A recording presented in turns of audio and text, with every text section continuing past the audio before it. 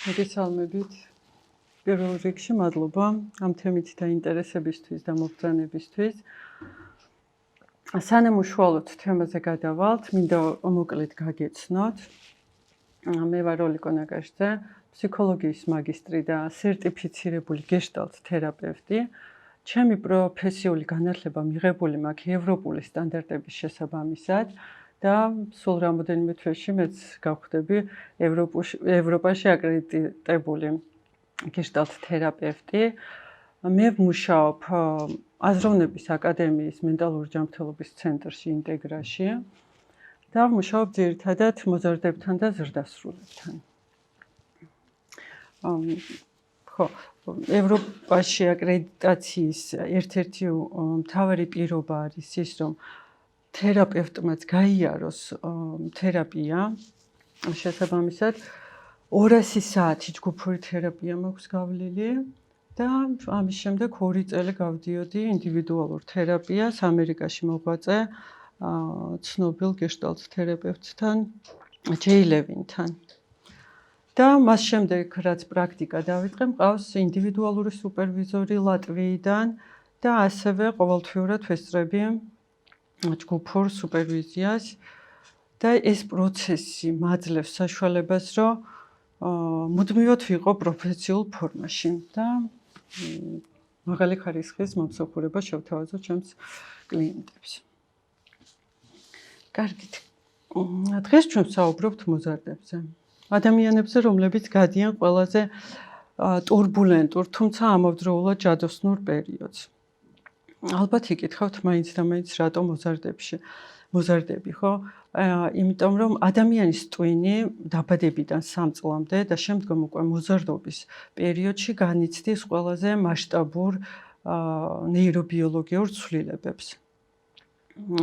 ვინაიდან ზუსტად მოზარდობაში ემოციური ცენტრი ამიგდალა უკვე მუშაობს სრული დატვირთვით, ხოლო პრეფრონტალური ქერქი, რომელიც არის პასუხისმგებელი იმპულსების მართვაზე, რაციონალურ აზროვნებაზე, ჯერ კიდევ ჩამოყალიბების პერიოდშია.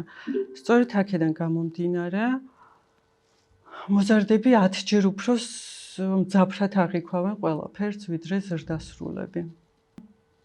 როდესაც ყალიბდება ან ფსიქიკური იმუნიტეტი, ან საფუძველი ეყრება სხვადასხვა მენტალური ჯანმრთელობის გამოწვევებს. ეს ის ასაკი არის, როდესაც ყველაზე ფხიზლად უნდა ვიყოთ და ყველაზე ახლოს ჩვენს შვილებთან. კარგით. გადავიდეთ დღევანდელი ჩვენი შეხვედრის გეგმა არის ასეთი. გავიგებთ თუ რა ხდება მოზარდების ტვინში, შფოთვისა და სტრესის დროს. გავმიჯნავთ ტერმინებს შიში, შფოთვა და სტრესი, რადგან ამ ტერმინებს ხშირად ვიყენებთ, მაგრამ ძალიან ხშირად არასწორად და ერთმანეთში ვურევთ და გავივლით უშუალოდ სავარჯიშოებს, რომლებიც გვეხმარება შფოთვისა და სტრესის შემცირებაში და ასევე გვაქვს სავარჯიშოები იმისთვის, რომ შიშის მიუხედავად დავეხმაროთ მოზარდს მიზნების მიღწევა.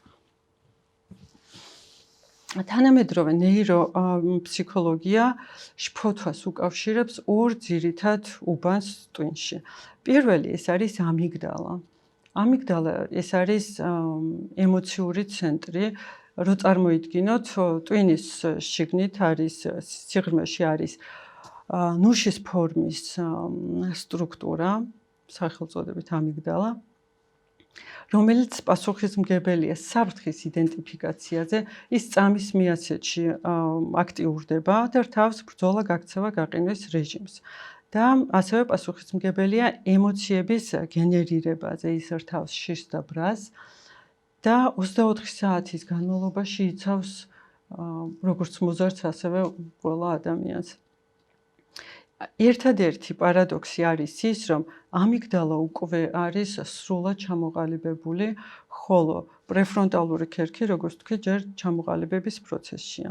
და სწორედ პრეფრონტალურ ქერქზე ვიტყვი, ეს არის ტვინის აღმასრულებელი უბანი, რომელიც არის პასუხისმგებელი ლოგიკაზე, დაგეგმვაზე, ფიქრებზე, იმპულსების კონტროლზე, რაციონალურ მსჯელობაზე. თუმცა ის ჩამოყალიბდება სრულფასოვანი სახით 25 წლისთვის. თუმცა ამის მიუხედავად ამ პრეფრონტალურ ქერქს აქვს უნარი გამოიწვიოს შფოთვა. ალბათ იკითხავთ როგორ, ხო? ფიქრებით. ხო? თუ მოზარდი ფიქრობს, რომ ოთახში შევალ, საკლასო ოთახში შევალ და ყველა დამცინებს, ამიგდალა ამ ინფორმაციას აღიქვევს როგორც საფრთხეს და თავს ბრძოლა გაქცევა გაყინის რეჟიმს. შესაბამისად, მოზარდი არის უსაფრთხო გარემოში, სკოლაში, სადაც არანაირი საფრთხე არ ემუქრება, მაგრამ მისი სხეული ესე რეაგირებს, ანუ ირთვება სრული საბრძოლო მოქმედება. და ზუსტად ეს დისონანსი, როდესაც მოზარდის ორგანიზმი არის სრულ საბრძოლო მზადყოფნაში და გარემო არის უსაფრთხო, არის ძალიან შემზარავი. და სწორედ პირველად, როდესაც მოზარდს ეწყება გულის აჩქარება, ხელის კანკალი, აკვიატებული აზრები, ის იწყებს ფიქრს, რომ რაღაცა საშინელება ემართება. და სწორედ ამ პერიოდს მოზარდი ხვდება სრულიად ინსტრუმენტების და მომზადებელი, ასე რომ ვთქვათ. და ჩვენი მიზანი არის ზუსტად ამ შეხვედრის მიზანიც ეს არის, რომ აღჭურვოთ ისინი და თქვენც ამ ინსტრუმენტებით, რომლებიც დაეხმარება შფოთვასთან და სტრესთან გამკლავებაში. ახლა ვთქვათ, რა არის შიში, შფოთვა და სტრესი. ჩვენ ამ ტერმინებს ხშირად ყოველდღიურად ვიყენებთ, მაგრამ ერთმანეთში ვურევთ და ძალიან მნიშვნელოვანია, რომ გვესმოდეს ეს ტერმინები რას გულისხმობს. შიშიაც არის რეაქცია რეალურ საფრთხეზე. რო წარმოიდგინოთ, აპირებთ გადასვლას გზაზე, ტროტუარიდან ფეხი გადადგეთ და უცებ პერიფერიული მხედველობით ხედავთ, რომ რაღაცა დიდი ობიექტი გიახლოვდებათ. თქვენ ძალიან სწრაფად უკან დაბრუნდებით და მხოლოდ ამის შემდეგ გაიაზრებთ, რა მოხდა, რა ობიექტი იყო. და ალბათ იკითხავთ, როგორ მოხდა ეს. სწორედ ამიგდალას დამსახურებით ჯერ სხეულმა იქონია რეაგირება ამ გარემოზე და მხოლოდ ამის შემდეგ ჩვენი ცნობიერი გონება ხვდება, რა მოხდა უშუალოდ. სწორედ წამის მიასეთში აქტიურებს ამიგდალა ბრძოლა გაქცევა გაყინის რეჟიმს და აი ეს სისწრაფის ეფექტი არის და სწორედ ჩვენი სხეული რეაგირებს მანამ სანამ ჩვენ გავიაზრებთ რა ხდება, ხო? ესე იგი, შიშის დროს ინფორმაცია თვალიდან შედის პირდაპირ ამიგდალაში. ამიგდალა არ კარგავს დროს ანალიზზე, რა ხდება ვინზის საჭესთან და ასე შემდეგ, ხო? ის წამის მიასეთში აქტიურებს ამ რეჟიმს, გადარჩენის რეჟიმს. და მხოლოდ ამის შემდეგ ირთვება პრეფრონტალური ქერქი. შიშის დროს სისხლი მიედინება კიდურებისკენ, ისტოვებს საჭმლის მონელების სისტემას და ორგანიზმი ემზადება გაქცევისთვის ან შებრძოლებისთვის, ხო? ამ დროს მხედველობა იზღუდება, ანუ ფართოვდება გუგები, უფრო მეტი სინათლე რომ შევიდეს და ჩვენ ხვდებით ფოკუსირებული მხოლოდ საფრთხეზე. პერიფერიული მხედველობა ამ დროს იზღუდება და სხეული ამ დროს გამოყოფს ენდორფინებს. ენდორფინები ეს არის ბუნებრივი ტკივილგამაყუჩებელი. შესაბამისად, გაქცევის ან ბრძოლის შემთხვევაში თუ რამეს ვიდგენთ, ჩვენ ამ ტკივილს ვერ ვიგრძნობთ, მანამ სანამ არ აღმოჩნდებით უსაფრთხო ადგილას. ახლა ვთქვათ შფოთვა რა არის, ხო? შიშისაგან განსხვავებით, შფოთვა არის რეაქცია მომავალზე. ანუ თუ შიში არის რეაქცია აწმყოზე, შფოთვა არის რეაქცია მომავალზე. და შიში იწყება ფიქრებში. ანუ თუ შიში იწყება თვალებიდან, შფოთვა იწყება ფიქრებიდან. ანუ ამიგდალა ვერ ხვდება ეს ფიქრი რეალობაა თუ უბრალოდ ფიქრია. და აქედან გამომდინარე ფიქრებს აქვს ესეთი დიდი გავლენა ჩვენს მდგომარეობაზე. ქერქი უგზავნის ამ სიგნალს ამიგდალას და ამიგდალა აღიქვავს ამ სიტუაციას როგორც საფრთხეს. და შესაბამისად მოზარდი თუ ინტენსიურად ფიქრობს, რომ გამოცდაზე ჩაიჭრება, ეს ინფორმაცია ამიგდალას მიეწოდება როგორც საფრთხე და მოზარდი იწყებს შფოთვას. და შფოთვა ასევე პიკს აღწევს უშუალოდ მოვლენის წინ. იმიტომ რომ სანამ ჩვენ გადავალთ მოქმედებაზე, მაგალითად სანამ მოზარდი დაიწყებს გამოცდაზე ტესტის წერას, ის წარმოიდგენს 1000 საშინელ და კატასტროფულ სცენარს.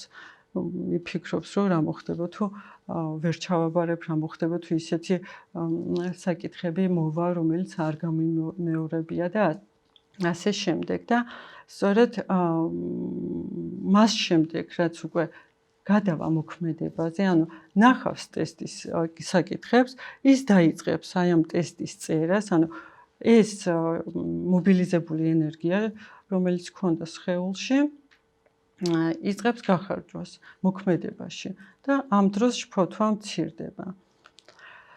გეშტალტ თერაპიაში ჩვენ შფოთვას უწოდებთ ახსნებას სუნთქვის გარეშე. ეს არის შეჩერებული მზადყოფნა.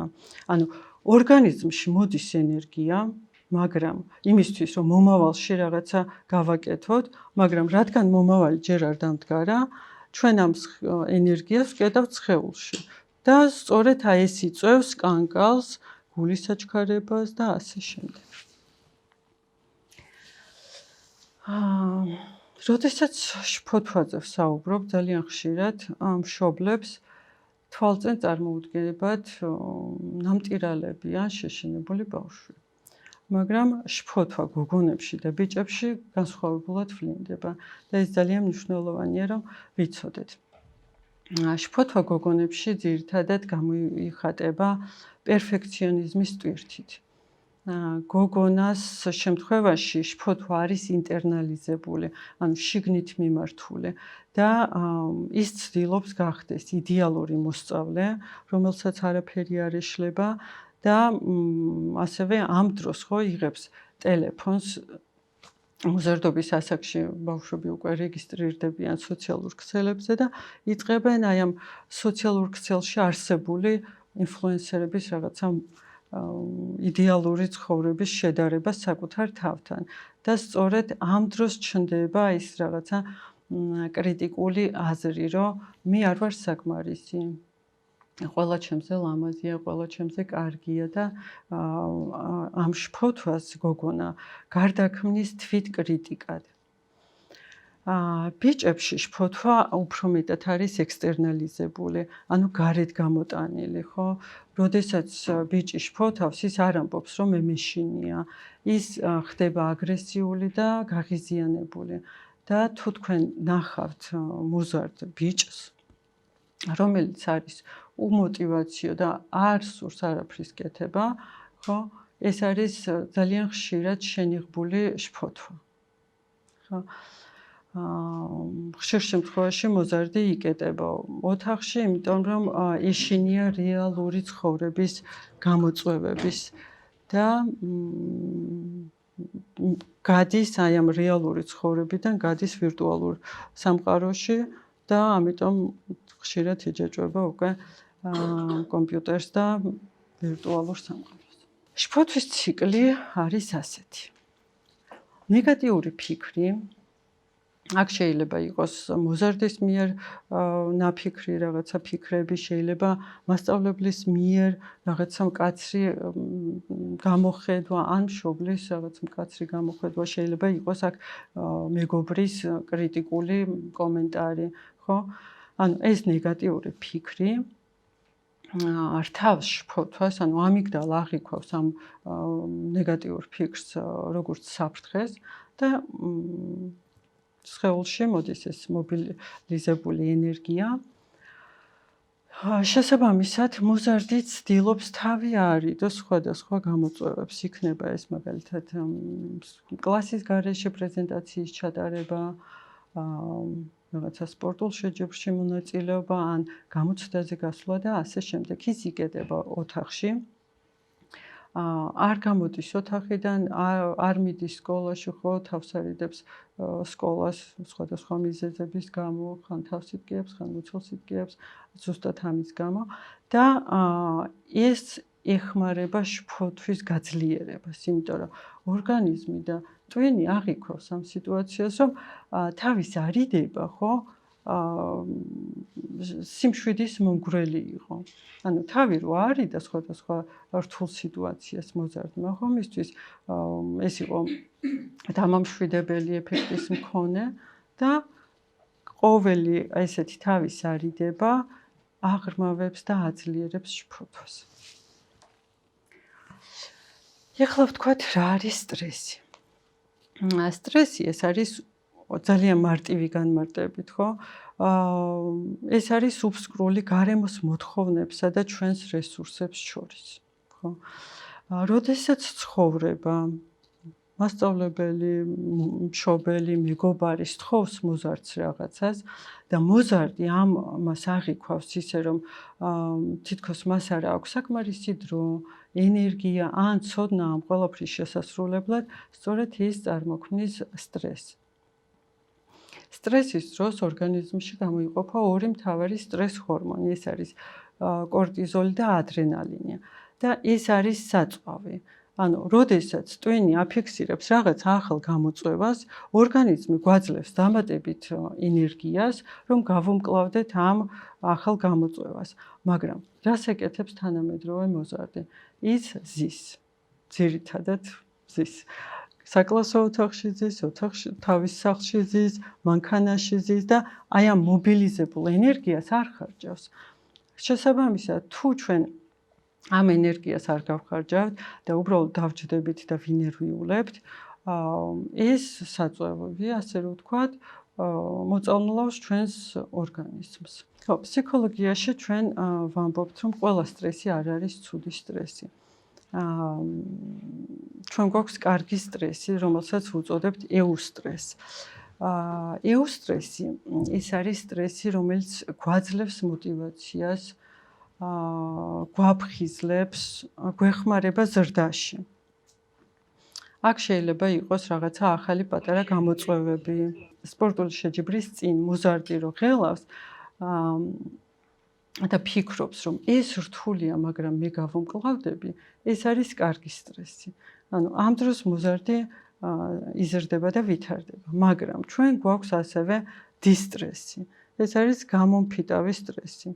როდესაც მოზარდის წინაშე არის იმხელა გამოწვევა, რაღაცა ძალიან დიდი გამოწვევა, რომელიც მას თრგუნავს, ის იწყებს ფიქრს, რომ ეს იმდენად რთულია, რომ მე საერთოდ ვერ გამომკლავდები და სწორედ აქ იწყება შფოთვა და გამოფიტვა. ეხლა ვთქვათ, როგორია სტრესის ციკლი, ხო? ფსიქოლოგიაში ჩვენ ვამბობთ, რომ სტრესი ეს არის ენერგიის მობილიზება განმუხტვის გარეშე. ანუ მოზარდი ჯანსაღი ციკლი არის ასეთი. გამოწვევა, ანუ მაგალითად ტესტი გამოცდა, მოდის სხეულში ენერგია, რომელიც გვაძლევს საშუალებას, რომ გავუმკლავდეთ ამ გამოწვევას. მოქმედებაზე უნდა გადავიდეთ წესით, მაგალითად ვიმეცადინოთ, დავწეროთ გამოცდა და ამის შემდეგ მნიშვნელოვანია განმუხტვა, ამ ენერგიის განმუხტვა და დასვენება. მაგრამ რას აკეთებს მოზარდი? ის ხედავს გამოწვევას, სხეულში მოდის მობილიზება და ძირითადად ის ჩერდება აი ამ ფაზაში, მობილიზების და ენერგიის მობილიზაციის ფაზაში. ის არ გადადის მოქმედებაზე ძალიან ხშირად და რაც მთავარია, არც განმუხტვაზე. და ძალიან მნიშვნელოვანია, რომ ვასწავლოთ მოზარდებს დასვენება, იმიტომ რომ დასვენება ეს არ არის დროის გარკვა. ეს არის ენერგიის აღდგენა. და ხშირად მშობლები, მეც მშობელი ვარ და არ ვაძლევთ მოზარდებს, რომ უბრალოდ იყვნენ. და ეს ყველაზე მნიშვნელოვანია, რომ უბრალოდ იყვნენ. არც სკროლონ ტელეფონი, არც რაღაცა თამაშები ითამაშონ, უბრალოდ იყვნენ, იმიტომ რომ ეს არის ერთ-ერთი ყველაზე მნიშვნელოვანი სტრესთან გასამკლავებლად.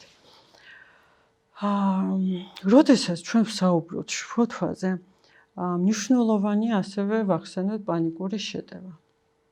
იმიტომ რომ პანიკური შეტევა ეს არის შფოთვის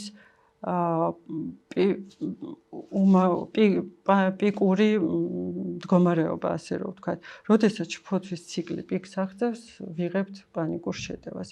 და ის არის ერთ-ერთი ყველაზე ბავშვისთვის წარმოუდგენლად რთული და აუტანელი მდგომარეობა, ხო?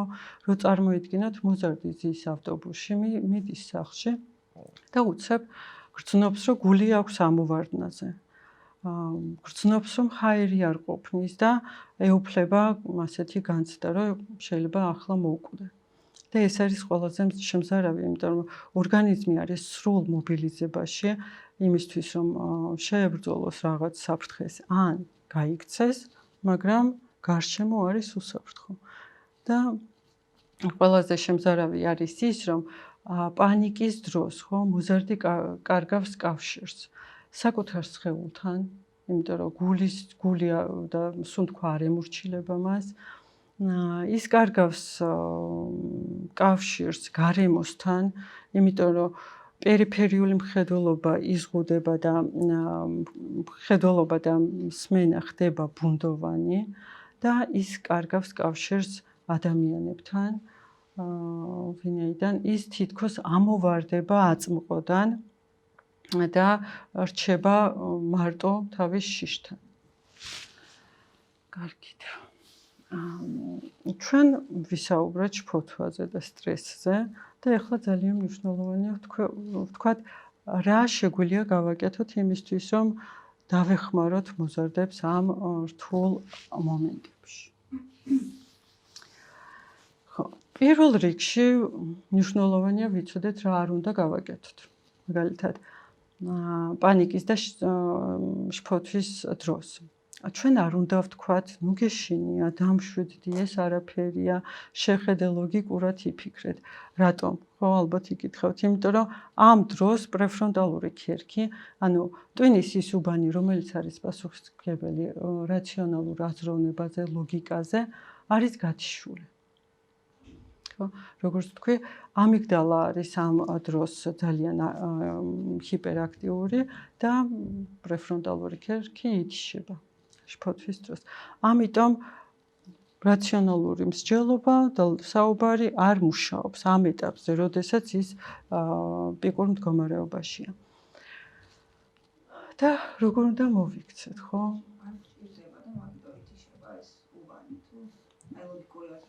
ხო, მაგ მომენტში. იმ მომენტში არ არის საჭირო, იმიტომ რომ ორგანიზმი გადადის გადარჩენაზე. ანუ აი როგორც ვთქვი, ფიქრის დრო არ სჭირდება ფიქრი. ორგანიზმი აკეთებს ყველაფერს თავისით, ავტომატურად. თავიდან რო ვთქვი, რომ ჯერ სხეული დაბრუნდება ტროტუარზე და მერე გავიაზრებთ რა ხდება. ზუსტად ის პროცესი არის. ანუ ჯერ სხეული აქტიურდება, ამ მობილიზება ხდება ენერგიის და მხოლოდ ამის შემდეგ, ხო, როდესაც დაწყნარდება სხეული, მხოლოდ ამის შემდეგ ირთვება რაციონალური აზროვნება და ზუსტად ამაზე მივედით ახლა. ანუ როგორ უნდა მოვიქცეთ, ხო, შფოთვის და პანიკის დროს. და ოქროს წესი არის ასეთი. პირველ რიგში უნდა დავარეგულიროთ სხეული, ფიზიოლოგია. მას შემდეგ, რაც გულის ცემა, ხო, დარეგულირდება და მოვა წყობრში, შეგვიძლია უკვე გადავიდეთ შემდეგ ეტაპზე, ეს არის ემოციური კონტაქტის აღდგენა მოზარდთან და მხოლოდ ამის შემდეგ ხდება უკვე რაციონალური აზროვნება, მსჯელობა და პრობლემაზე საუბარი და პრობლემის გადაჭრა. როდესაც სხეული არის დაძაბული, ხო, ამიგდალა ფიქრობს, რომ საფრთხე ჯერ არ არის დასრულებული. ხოლო როდესაც სხეული მოდუნდება, ამიგდალა უკვე გაიაზრებს, რომ საფრთხე დასრულებულია და შეგვიძლია დამშვიდება. ანუ ჩვენ ვამშვიდებთ სხეულს, რომ სხეულმა დაამშვიდოს ჩვენი გონება, ასე რომ ვთქვათ. ერთ-ერთი ყველაზე ეფექტური სავარჯიშო არის დიაფრაგმული სუნთქვა. კვლევებით დადასტურდა, რომ ის სავარჯიშო უფრო სწრაფად ამშვიდებს ჩვენს ნერვულ სისტემას, ვიდრე ზოგი მედიკამენტი. თუ გნებავთ, შეგვიძლია გავაკეთოთ ეს სავარჯიშო ყველამ ერთად. დავიდოთ ხელი გულზე და მეორე დავიდოთ მუცელზე. და ცხვირით ჩავისუნთქოთ 4 თვლაზე, ისე რომ ჰაერი ჩავიდეს დიაფრაგმაში, აი დიაფრაგმა არის ამ ადგილას და შემდგომ ძალიან ნელა ამოვისუნთქოთ 8 თვლაზე, ისე თითქოს სანთელს ვაქრობთ. ხო, აბა ცადოთ.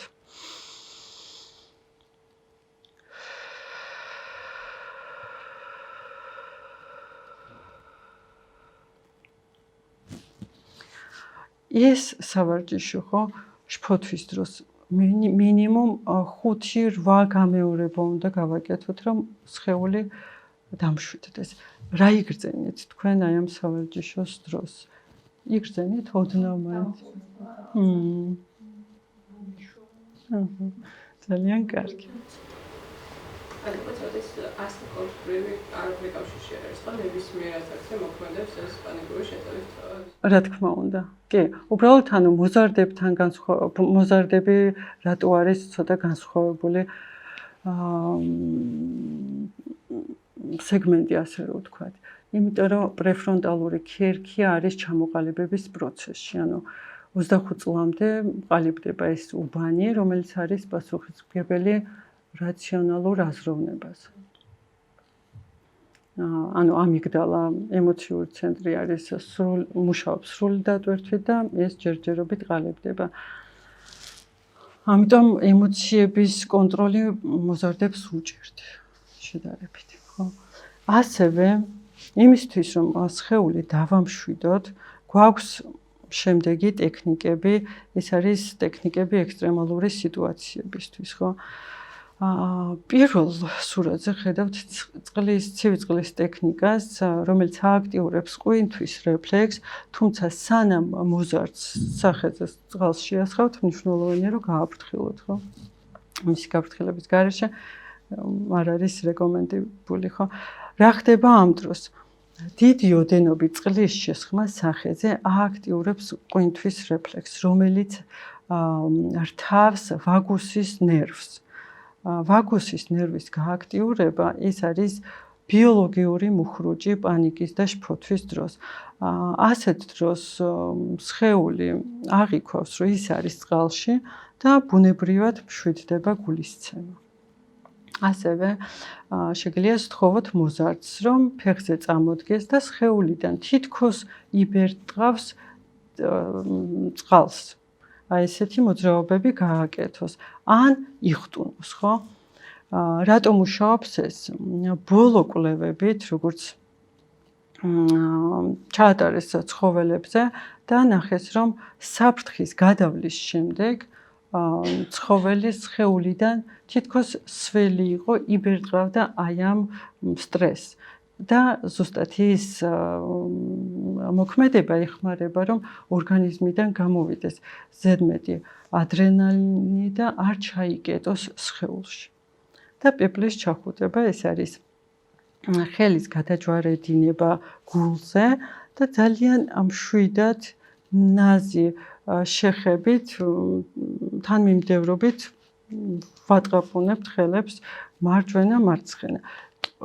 უკვე გულზე შეხება ეხმარება ორგანიზმს გამოყოს სიმშვიდის და ნდობის ჰორმონი ოქსიტოცინი და ორგანიზმი მშვიდდება. ასევე ეს ეხმარება, ეს არის ბილატერალური სტიმულაცია, რომელიც ეხმარება ტვინის ორივე ნახევარსფეროს სინქრონიზაციაში და სწორედ ეს ეხმარება ემოციური ცენტრის დამშვიდებას.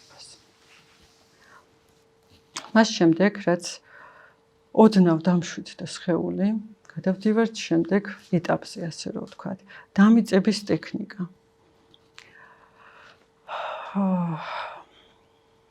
ეს არის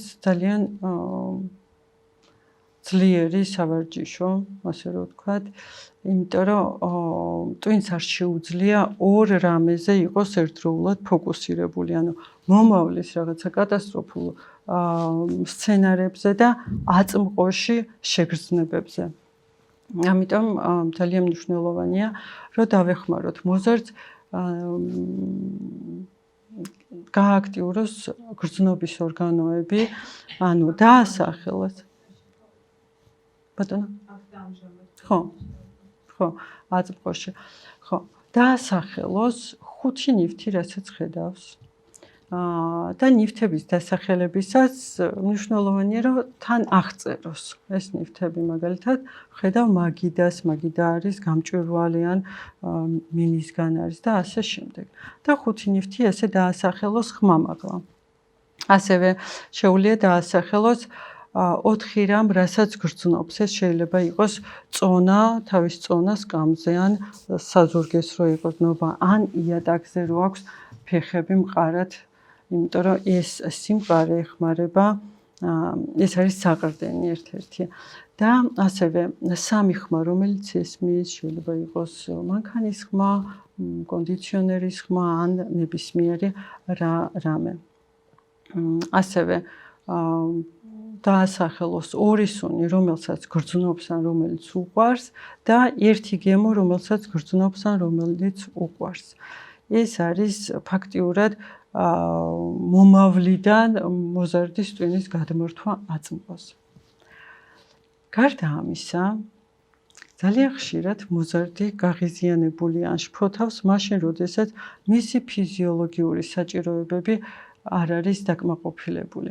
მაგალითად, შეიძლება მოზარდი მოვიდეს ძალიან გაღიზიანებული სკოლიდან და თქვას, რომ ხვალ სკოლაში აღარ მივდივარ, აღარ მინდა, დავიღალე. რაღაცა მოხდა და ამის შემდეგ ასეთ განწყობაზე მოდის. ჩვენი ინსტინქტი არის, რომ პირდაპირ მივიდეთ, ვკითხოთ, რა მოხდა, ვინმე მხარ გაბრაზა და ასე შემდეგ. მაგრამ უფრო სწორი მიდგომა იქნება ასეთი, რომ ვკითხოთ, ხომ არ გშია, ხომ არ ბრაზობ, მარტო სულად ხომ არ გრძნობ თავს და დაღლილი ხომ არ ხარ, იმიტომ რომ როდესაც ეს ფიზიოლოგიური საჭიროებები არ არის დაკმაყოფილებული, მოზარდის ამიგდალა არის უფრო ჰიპერსენსიტიური და მას შემდეგ, როდესაც ეტყვით, რომ მოდი, ჯერ ვისადილოთ და სადილის შემდეგ მომიყევი რა მოხდა. სწორედ 20 წუთის შემდეგ, მას შემდეგ, რაც სისხლში შაქრის დონე მოიმატებს, მოზარდისთვის ეს სიტუაცია ნაკლებად კრიტიკული იქნება. ხო, მას შემდეგ, რაც დავამშვიდეთ სხეული, მნიშვნელოვანია დავეხმაროთ მოზარდებს ფიქრების მართვაში. ხო, გვაქვს ასეთი სავარჯიშო, წითელი და მწვანე ფიქრები, ხო? მნიშვნელოვანია ასე ვასწავლოთ, რომ მოზარდებს, რომ ყველა ფიქრი არ არის ჭეშმარიტება. და ძალიან ხშირად მოზარდს აქვს ასეთი კატასტროფული ფიქრები, რომ ვერასოდეს ვერაფერს ვერ გავაკეთებ. ან ყველა იფიქრებს, რომ სულელი ვარ, ან ყველაფერს გავაფუჭებ, ხო? აი ეს არის კატასტროფული ფიქრი. და დავეხმაროთ მოზარდებს, რომ ამ ფიქრების ნაცვლად იფიქრონ რეალისტური და შედარებით დაბალანსებული ფიქრები. მაგალითად, შეიძლება ვუთხრათ და დავეხმაროთ, რომ აი ეს ფიქრები შევთავაზოთ, ასე რომ ვთქვათ, ეს რთულია, მაგრამ შენ შეგიძლია ერთი პატარა ნაბიჯის გადადგმა. ზოგიერთ შეიძლება არ მოეწონო და ეს არ ნიშნავს, რომ მაინც და მაინც ყველას ეზიზღები. შეცდომა არ ნიშნავს, რომ შეცდომა არ ნიშნავს კატასტროფას, იმიტომ რომ ძალიან ხშირად მოზარდები არიან თვითკრიტიკულები შეცდომების დროს და საკუთარ თავს კიცხავენ ამის გამო. და თუ მშობელი ეტყვის, რომ არა უშავს შეცდომა, არ არის კატასტროფა და ეს არის სწავლის ნაწილი, ძალიან დაამშვიდებთ. მხოლოდ აი ამ ფიქრით მოზარდს. აქ გვაქვს სავარჯიშო მშობლებისთვის. ძალიან ხშირად მოზარდებს აქვთ შავ-თეთრი აზროვნება. ან ყველაფერი, ან არაფერი. ხო? მაგალითად, შეიძლება ფიქრობდნენ, რომ ერთ-ერთ საგანში თუ ჩავიჭერე, ესე იგი სულელი ვარ და არც არასოდეს ვერასოდეს მივაღწევ რამეს, ხო? ამ დროს შეგვიძლია შევთავაზოთ ასეთი რეალისტური ფიქრი, რომ ეს ერთი ტესტი თუ კარგად ვერ დაწერე, ეს არ ნიშნავს, რომ სულელი ხარ. ეს იმას ნიშნავს, რომ მომზადების სტრატეგია არის შესაძლებელი. და საერთოდ არ ნიშნავს, რომ ვერასოდეს გააკეთებ, ხო? ასევე ძალიან ხშირად იყენებენ პროექციას, ანუ საკუთარი შიშების მიწერას სხვებზე. მაგალითად, შეიძლება ძალიან ხშირად ღელავენ მოზარდები, როდესაც მეგობარი არ პასუხობს მესიჯზე. შეიძლება ასეთი ფიქრი გქონდეს, რომ 2 საათი არ პასუხობს მეგობარი შეტყობინებაზე. შეიძლება ძალიან ვაწუხებ, ალბათ აღარ უნდა ჩემთან მეგობრობა და საერთოდ შეიძლება თავს ვაბეზრებდე კიდევაც. და ასეთ დროს რეალისტური ხედვა იქნება ასეთი, რომ არ ვიცი რატო არ პასუხობს. შეიძლება ტელეფონი დაუჯდა, შეიძლება უბრალოდ დაკავებულია და ჯერ არ უნახავს ჩემი შეტყობინება. ასევე კატასტროფული აზრები აწუხებთ ძალიან ხშირად მოზარდებს. რომ მაგალითად, საჯარო გამოსვლის დროს ან გაკვეთილის მოყოლის შემთხვევაში, ან პრეზენტაციის წარდგენის შემთხვევაში, ხო? შეიძლება იფიქროს, რომ ეხლა ხმარო ამიკანკალდეს, ან რამე დამავიწყდეს, მე ხო შევრცხვები მთელი კლასის წინაშე და ძალიან ესეთ კატასტროფულ ფიქრს ფიქრობენ, რომ ჩემი ცხოვრება დასრულდება. ასეთ დროს ხო შეგვიძლია დავეხმაროთ მოზარდებს და ვუთხრათ, რომ ნერვიულობა ის არის ძალიან ბუნებრივი და თუ ინერვიულებ, ამით არაფერი არ დაშავდება. თუ რამე დაგავიწყდება, შეგიძლია ფურცელში ჩაიხედო და ზოგადად რამოდენიმე წელში ეს გამოსვლა არავის არ იმახსოვრება. ასევე ძალიან ხშირად მოზარდებს ჩვევიათ იარლიყების მიწებება და თვითკრიტიკულობა, როგორც თქვი. მაგალითად, ძალიან ხშირად გოგონები ხო ფიქრობენ, რომ მე ყველა ჩემზე ლამაზია, ყველა ჩემზე წარმატებულია, ყველა ჩემზე ბედნიერია, ხო? და მე კიდე ხო ერთი შემთხვევა მქონდა, არარაობა ვარ. აი ესეთი ფიქრიც კი ქონდა მოზარდს. და ძალიან მნიშვნელოვანია, რომ შევთავაზოთ ასეთი აზრი, რომ შენ ხედავ ამ ადამიანების მხოლოდ საუკეთესო მომენტებს. შენ ვერ ხედავ მათ რეალურ პრობლემებს. ამიტომ შენ გაქვს შენი ცხოვრება, შენი გზა და შენი ძლიერი მხარეები. ასევე გვაქვს ასეთი სავარჯიშოები, სასამართლოს მეთოდი. ანუ კარგი იქნება თუ მოზარდებს ვასწავლეთ კითხვების დასმას. ხო? იმიტომ რომ ის რისიც ეშინიათ და რაზეც შფოთავენ, ხშირად არის შფოთვით ნაკარნახები, კატასტროფული ფიქრები. და კარგი იქნება თუ დავეხმარებით მოზარდს გაარჩიოს ეს ფაქტია თუ მისი ვარაუდი. მაგალითად, შეიძლება ძალიან ხშირად მოზარდები ამაზე ღელავენ, რომ ვიღაც ბავშვები რო საუბრობენ, ის ფიქრობს, რომ ჩემზე ჭორაობენ და მე დამცინიან. მაგრამ ამ დროს არანაირი მტკიცებულება არ აქვს. არავის არაფერი არ უთქვამს მისი მიმართულებით და უბრალოდ ეს არის მისი ვარაუდი, იმიტომ რომ შეიძლება იმ მომენტში ძალიან უხერხულად გრძნობდეს თავს. ასევე შფოთვას უყვარს კითხვა რა მოხდება თუ, ხო? ანუ ეს კითხვა არის მომავალზე ორიენტირებული და ეს ფიქრი აგდებს შფოთვით ციკლში, ასე რომ ვთქვათ. რა მოხდება თუ დამავიწყდა სიტყვები, რა მოხდება თუ არავინ დამელაპარაკა და ასე შემდეგ. გაუთავებელ ციკლში აგდებს მოზარდის ტვინს ეს ფიქრი. ძალიან ხშირად უკვე ბოლო კლასებში ფიქრობენ, რა მოხდება თუ გამოცდაზე ჩავიჭერ და უნივერსიტეტში ვერ ჩავაბარებ. ხო, რა მტკიცებულება გვაქვს, ხო, რომ ეს მოხდება 100%. ამიტომ მნიშვნელოვანია, რომ დავეხმაროთ მოზარდს დააბრუნოს თავისი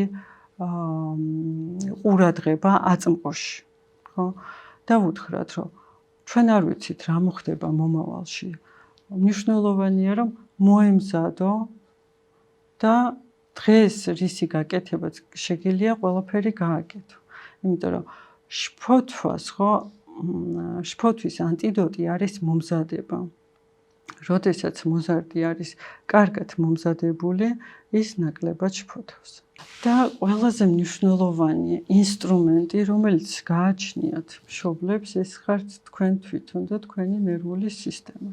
ხო, ზოგადად ადამიანის ნერვული სისტემა და მოზარდის ნერვული სისტემა ბიოლოგიურად ისე არის დაპროგრამებული, რომ დარეგულირდეს მშვიდი ადამიანის თანდასწრებით.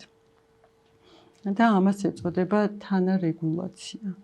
შფოთვის დროს მოზარდს სჭირდება 3 უსიტყვო გზავნილი. მე ვხედავ, რომ ნამდვილად ნერვიულობ, მე ვხედავ, რომ ნამდვილად შფოთავ.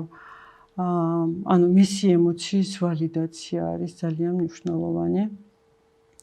შენ უსაფრთხოდ ხარ, ის გარემო და ჩემი კომენტარი ნამდვილად არ იქნება კრიტიკული. მე არ გაგკიცხავ და მე აქ ვარ შენთან. შენ არ ხარ მარტო ამ ქარიშხალში. და თქვენ ვერ დაამშვიდებთ მოზარდს, თუ თქვენი ნერვული სისტემა იქნება დისრეგულირებული.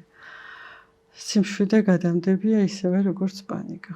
ალბათ გქონიათ ასეთი შემთხვევებიც, როდესაც მშვიდად ხვდებით მოზარდს და ის სწრაფად მშვიდდება და როცა პირიქით აღელვებული ხართ, ისიც დიდხანს ვერ მშვიდდება.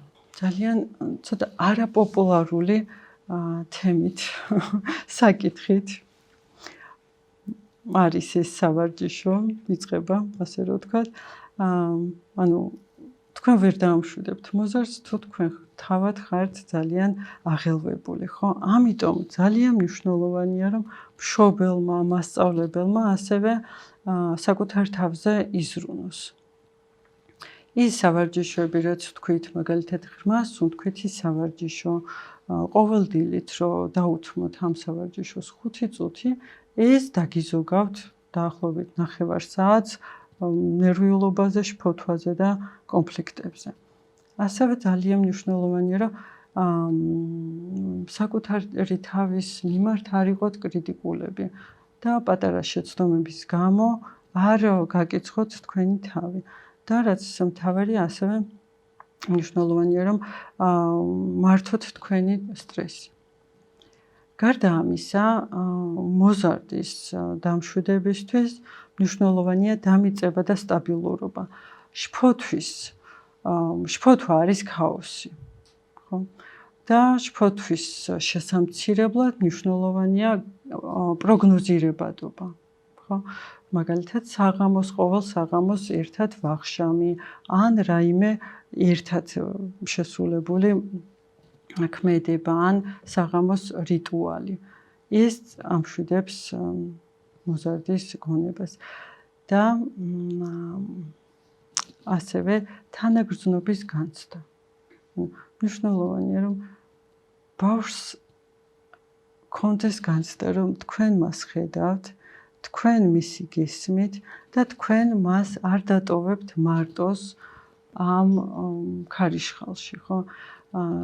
ძალიან მნიშვნელოვანია, რომ როდესაც მოზარდი არის რაღაცა შტორმში, ემოციურ შტორმში, თქვენ დახვდეთ მას როგორც მშვიდი და მყარი ნავსაყუდელი. და ძალიან მნიშვნელოვანია მოზარდის გაძლიერება. ანუ ჩვენი მიზანი არ არის მოზარდს ავარიდოთ სტრესი ან სხვადასხვა გამოწვევა. ჩვენი მიზანია დავეხმაროთ მოზარდს ამ სტრესთან გამკლავებაში და ზოგადად მივცეთ ის ინსტრუმენტები, რომელიც დაეხმარება მას ამ რთულ პერიოდში. და თუ შეგიძლიათ, თქვენ ძალიან კარგი იქნება, რომ უთხრათ, რომ მე მოგცემ ინსტრუმენტებს და შენ გადაწყვეტე, როდის გამოიყენო ეს ინსტრუმენტები. ეს მისცემს მოზარდს კონტროლის განცდას. ხო, როგორც თქვით, ანუ სტრესი ეს არის ენერგიის მობილიზება, ხო? იმისთვის, რომ სტრესი შევამციროთ, მნიშვნელოვანია ფიზიკური განმუხტვა. როდესაც მოზარდი მოვა სკოლიდან, დასვამთ პირდაპირ სამეცადინოდ. მნიშვნელოვანია, რომ მან ეს მობილიზებული ენერგია გახარჯოს. ან ფეხით სიარულში, ან მოძრაობაში, ხტუნვაში, ცეკვაში და ასე შემდეგ, ხო, ვარჯიშში. ტირილიც ეს არ არის სისუსტე. ეს არის ჩვენი ნერვული სისტემის გადატვირთვა, რომელიც ეხმარება კორტიზოლის გამოსვლას, ზედმეტი კორტიზოლის გამოსვლას და ასევე სიცილი. ღრმა მუცლით სიცილი ამშვიდებს ორგანიზმს და ადუნებს დიაფრაგმას. ძილი თუ შეიძლება თუ არის გამართლებული რესტარტი ორგანიზმისთვის? კი ბატონო. შესაძლებელია, რა თქმა უნდა. კი ბატონო, თუ არის გადაღლილი მოზარდი, შეიძლება გქონდა სპორტი იმ დღეს და უკვე დახარჯა ეს ენერგია და დაღლილია, კი ბატონო, ძალიან კარგი იქნება.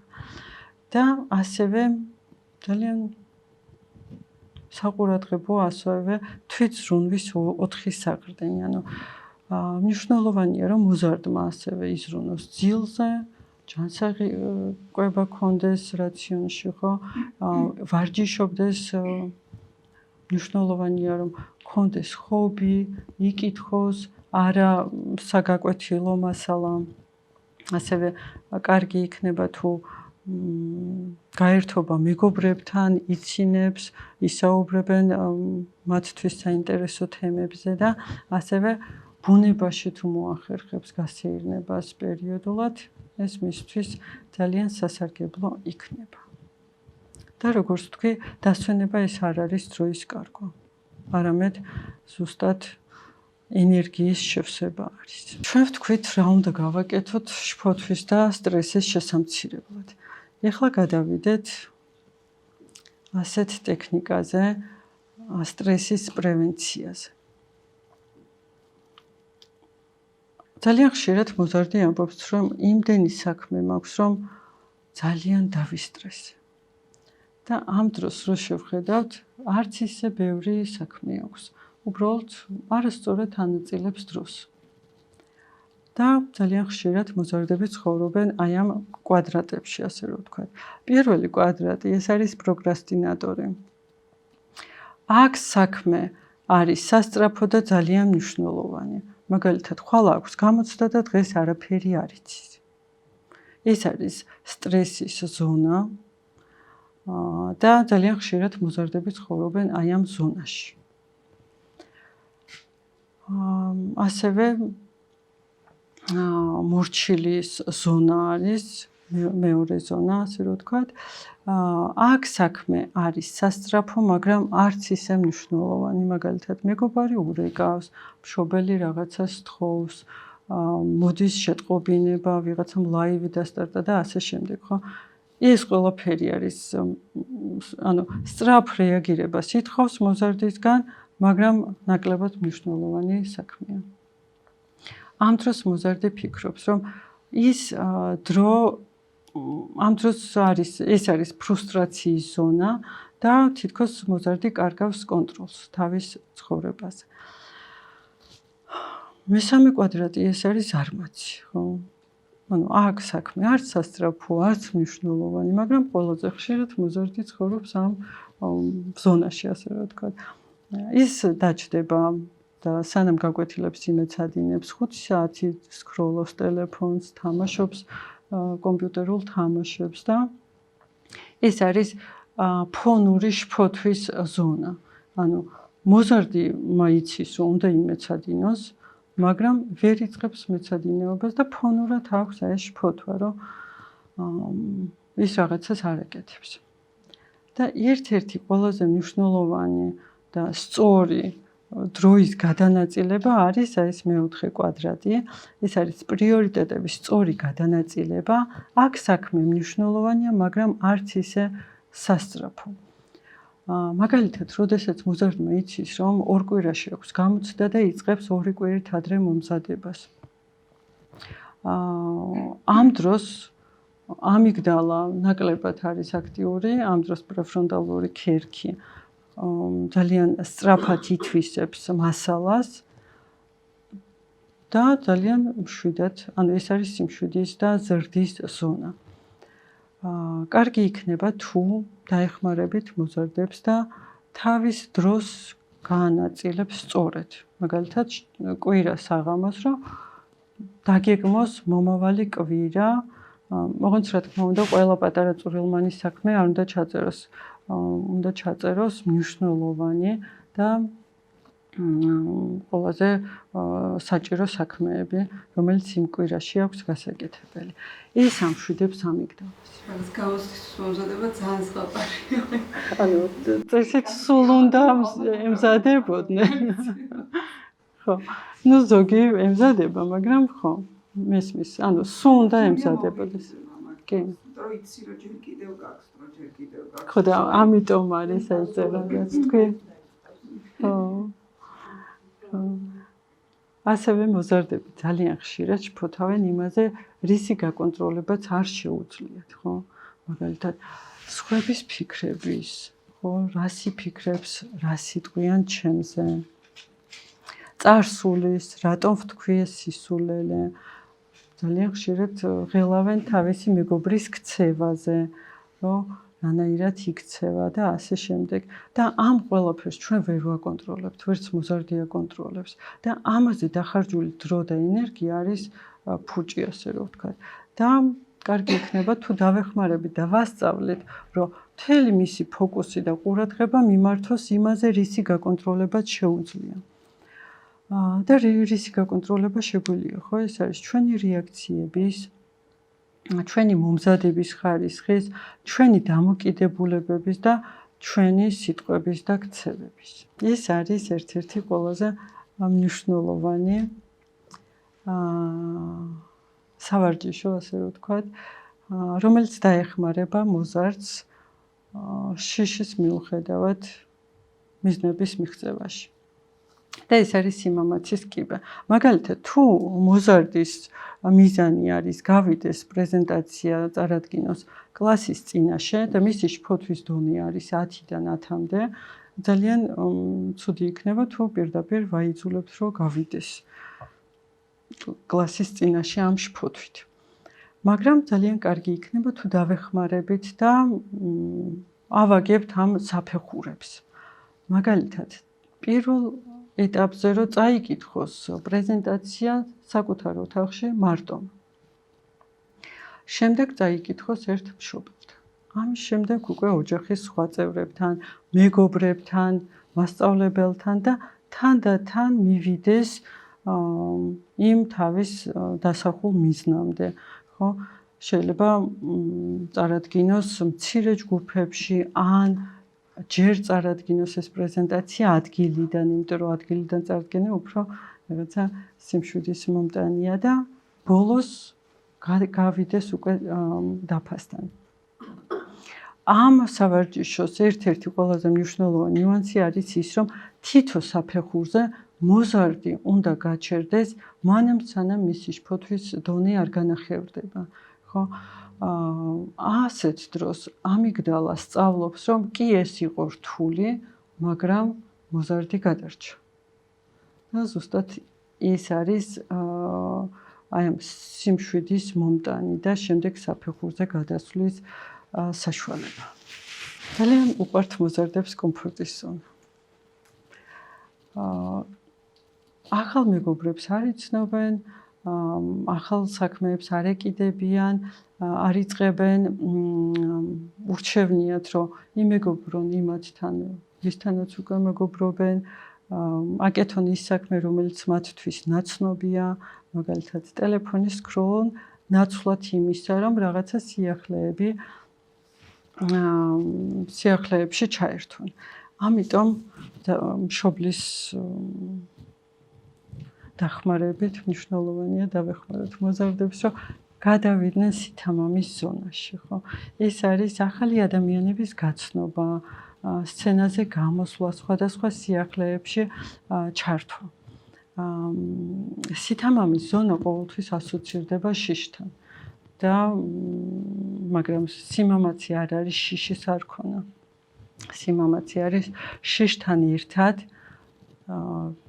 გამკლავება, ასე რომ ვთქვათ, ამ სიახლეებში. რაღაცები დავიჭირე, რომ ეს თქონდა, აი ყველაზე მეტად ის, რომ აი ბევრს ვითხოვდი საკუთარი თავის და რაღაც შფოთვა იყო ეს შეიძლება, მაგრამ კარგად ხათავს კი არ ვიტყვი, მაგრამ კარგად გულყავდებოდი იმ ხრივ, რომ აი ეს გარდატეხის ასაკი, ჩემი მშობლები ცეცხლიან, რომ მიუხედავად იმისა, რომ რაღაც ხასიათი რაღაცებს ყველა თავისებულია, თუმცა შვიდად ჩაიარა და მე უფრო აი რომ გადავიდა ეს ასაკი, მე უფრო დამეწყდა და ეს უბრალოდ ჩემ შემთხვევაში მოხდა ისე თუ ზოგადად ესეა რომ აი იქ რომ ვერ თუ არ გამოვლინდა რაღაცები, ეს დასრულ ასაკში მოყვება მე ეს შფოთვა, აი პანიკური შეტევებიც ეხლა ხაც მქონდა ერთი წლის წინ. ჩემ შემთხვევაშიც ზუსტად ეგ. ჩემ შემთხვევაში თუ უბრალოდ ეხლა დაიწყო და მაშინ ხო აი ეს მაინტერესებს წამოყვა თუ ხო, ანუ როგორც ნახეთ, კულევა რომ გაჩვენეთ, ანუ ნაწილ მოზარდებში ხო იწყება 14 წლამდე და შემდეგ იწყება 25 წლამდე, ხო? ამიტომ ანუ ისი არ არის, რომ მაინც და მაინც მოზარდობაში უნდა დაიწყოს ან შფოთვა, ან პანიკური შეტევა, ხო? ხო, შეიძლება არ იყო, ან იმდენად სუსტი იყო, ან ისეთი რაღაცა სტრესები არ ქონდა მაგ მომენტში, ხო, მოზარდს და უმკლავდებოდა. ანუ მისი რესურსები და გარემოს მოთხოვნა თანხმედრაში იყო. ასე თუ ისე, ხო? რა თქმა უნდა, იდეალური ცხოვრება არავის არ აქვს და არც არის სასარგებლო, ასე რომ ვთქვათ, თუ მოზარდს და ბავშვს არ აქვს რაღაც გამოწვევები, ის ვერ ვითარდება. პრობლემა გადმოსახედავად ბოდიში ცოტა გამიგზავნა, რომ აი უნივერსიტეტის 18-19 წლის ვიყავი, ვაკვირდები და გავიხსენა რაღაც კონკრეტული ასპექტები. ეს ვაკეთებდი, რომ გამოსაზე რომ მიდიოდი, ვიღაცები იყვნენ ის მეტადნერვიულ და ვიღაც ნაკლებად და კარი რა განერვიულებ დაიკიდეს და რაღაცებს ვყიროდი. ოღონდ იმ მომენტში მართლა ბუნებრივად ვაკეთებდი და ანუ წინასწარ გასრახული არ მქონდა.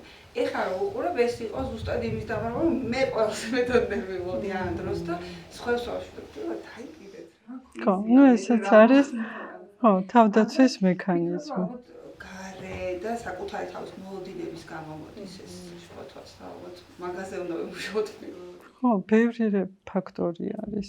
შეიძლება კლასელი არის ძალიან წარმატებული, სწრაფად სწავლობს და გინდა რომ მისნაირი იყო, შეიძლება ოჯახში გთხოვენ, ან უფროსი, ხო. ან უფროსი ძმა და არის ძალიან ჭკვიანი და გინდა რომ მისნაირი იყო. ან სკოლაში ძალიან ხშირად შენი და ესეთი იყო, შენი ძმა ესეთი იყო და მე ძალიან დიდ წნეხს იწვევს ეს მოზარდში. ამიტომ ხო.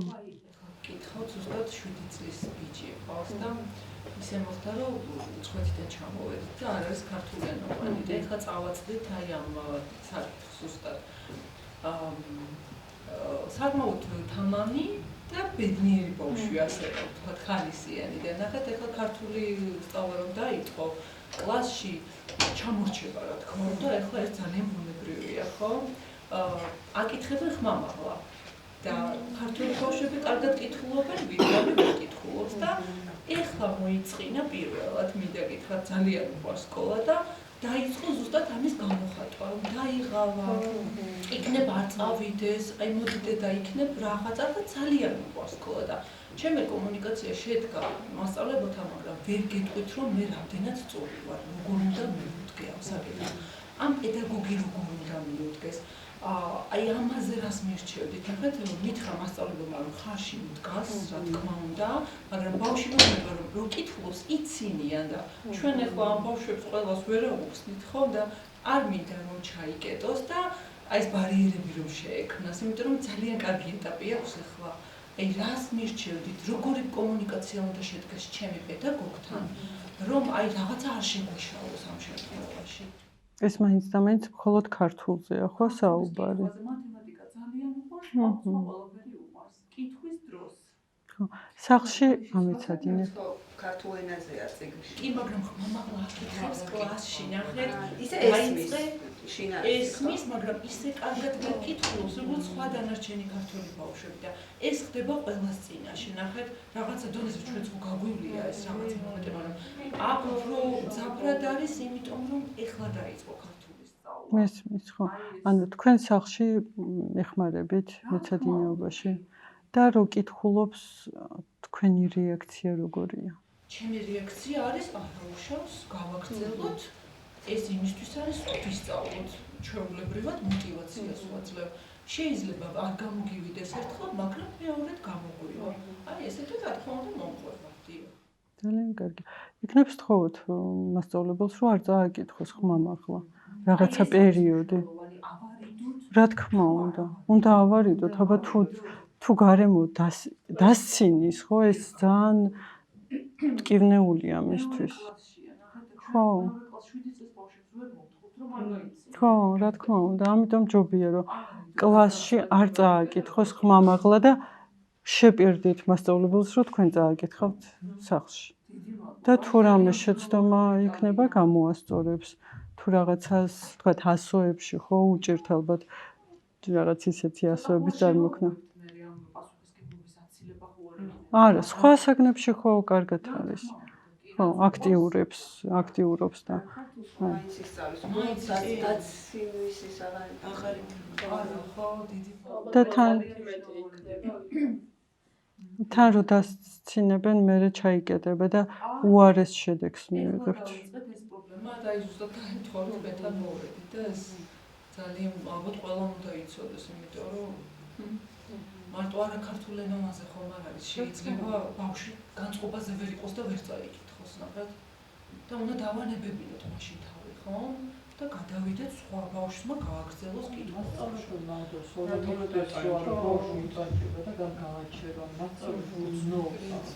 მასწავლებელსაც შეუძლია მასწავლებელსაც ჭირდება ეს. შეუძლია.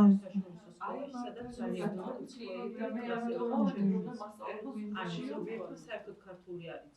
არასოდეს არავის არ გასცინებია გაკვეთილზე. ან მიუხედავად იმის, რომ დაახლოებით ეგასაკიც გამოვლილი აქვს ჩემთვის, ეხლა მეოთხე კლასელია, მაგრამ ფრესკულიდან იქ დაყავს.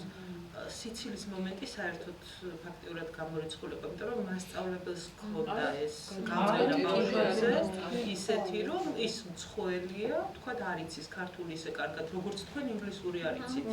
ისე ჩემაშუმაც არ იცის ინგლისური, როგორც იმ ბავშვმა იცის, ხო, მშობლიურია მისთვის და ამიტომ მე მგონია რომ მასწავლებელს ამის დარეგულირება თავისუფლად შეუძლია. რაღაცა ბავშვიც რო შეიზღუდოს, ცოდო არ არის, რომ არ წაიკითხოს, რატო არ უნდა წაიკითხოს, იმათმა არ დასცინებს.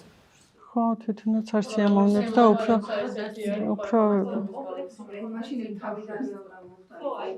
ხო, უკვე ბავშვებიც უკვე მაგაზე ყურადღების გამახვილებაც კი სტრესი იქნება.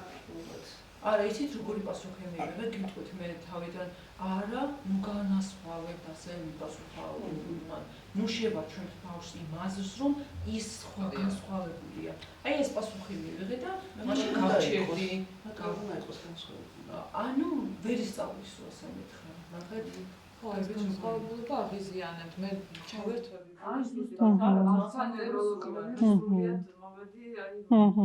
რჩევების რაღაც მისაღებად რომ მე რა ვურჩიო და მადლობა ამ ქალბატონებს რომ ესე ზრუნავენ შვილებს ნამდვილად. ჩემთან მოხვედრილი ბავშვების 90% არის შობლის პრობლემა, მოგეხსენებათ ალბათ ესეა და აი ახლა შემახსენა ქალბატონო რომ მასწავლებლებისგან დაბულინგებული, აი მოპატიეთ ალბათ ძალიან ეს ვარ კატეგორიული, მაგრამ მე უკვე იმდენ რაღაცას ვისმენ, რომ ვიცი რა გავაკეთო და აი აქედან რა გამოსავალი უნდა მოვძებნო, ეს არ ვიცი, ხო?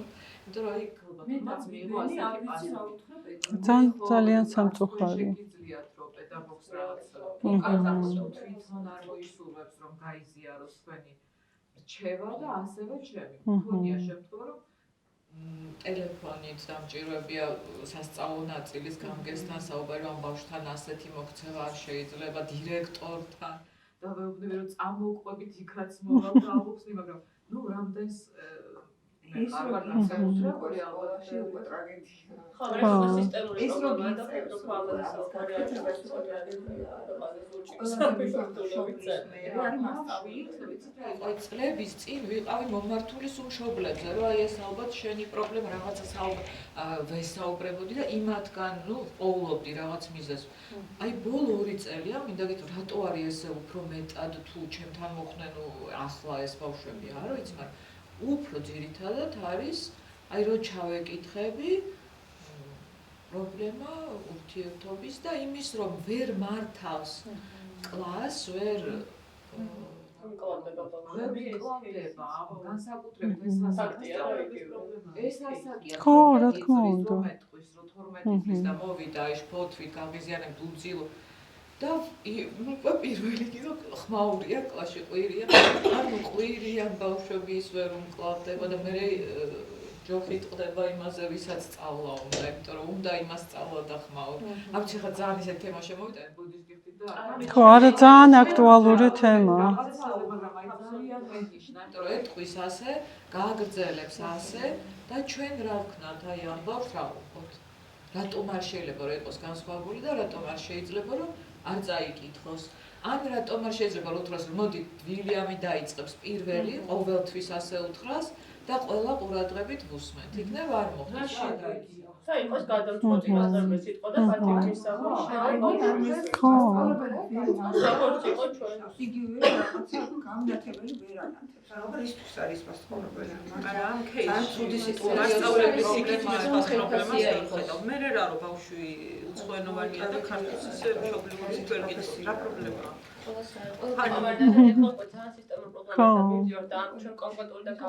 ანუ იმასაც თავისი წესები აქვს, მასწავლებელსაც თავისი ინსტრუქცია აქვს, რასაც მიყვება, მაგრამ თუ მშობლის ჩარევა მოხდება და გაითვალისწინებს, ეს იქნება ძალიან კარგი. ხო, იმიტომ რომ მაინც და მაინც ახლა მეორე კლასში თუ არ წაიკითხავს, არაფერი არ დაშავდება. ეს ხო არ არის. როგორც სხვა ქართველი ბავშვები ნახეთ. აი, გერო კითხოს. რა მოხდა? აი, გერო კითხოს ან საკერო წაკითხოს. ხო, ეგეც კაია. ამაზე პასუხი ასე იქნება, მე სხვა მშობლებიც მომთხოვენ ამას. მაგრამ ასე ყველა უცხოელი ხო არ არის. აი ეს პასუხი ესეთი იქნება, არ ვიცი, მე ჩემი პრობლემიდან გავდი. ან ცხოვრებას გამიგია. ანუ შეიძლება მაგათ ყავში დავით აბერ პატარა სიკვდილის ბავშვები, 5 წლამდე ბავშვები მყავს და მაინტერესებს როგორ უნდა მოხდეს ამ ასაკში პრევენცია, რომ დაუშვათ შფოთვა არ გამოიწვიოთ უკვე სტრესის დროს ცოტა მოზარდობის პერიოდში. ხო, ანუ თუ კი არის რამე საშუალება, რომ მას სწავლო ტექნიკა პატარას, რომ რაღაცნაირად ეტყობა და აი პატარას ეს საკმაოდ წელს. ხო, ზოგადად ხო პრევენციისთვის და არა შფოთვა არ არის დაავადება. შფოთვა არის ჩვენი ბუნებრივი ცხოვრების ნაწილი. ანუ შფოთვა ყველას გვაქვს. ყველა ადამიანს განურჩეული, რა ვიცი, ასაკისა თუ რა ვიცი, ეროვნებისა. შფოთვა არ არის პრობლემა. მნიშვნელოვანია რომ ვასწავლოთ მართვა, ხო? რომ ამოიცნოს, თქვათ, გული აუჩქარდა და გითხრათ. ანუ ნდობა უნდა შექმნათ ბავშვთან. ღიაობა, სიმშვიდე, ანუ რა ვიცი. ანუ რეალურად პრევენცია არ არსებობს. არა. მიხვდეს რომ შფოთვა არის და ჩვენ ვიყოთ მის გვერდით როცა შფოთავს და გითხრას რომ ეს არის. კი, ანუ ნდობა უნდა ქონდეს მშობლის. რომ ნებისმიერ სიტუაციაში მოვიდეს და გითხრათ. აი ეს ემოციის მართვა როგორ უნდა მოხდეს ამ ასაკში, რომ აი მაგათაც ყოველთვის არ იგიროს, რომ მაგათაც წააგო ან რაღაცა ვერ გააკეთა, აი ყოველთვის წირირი ან გაფუტვა, ეს ემოცია როგორ უნდა მართოს ამ ასაკში.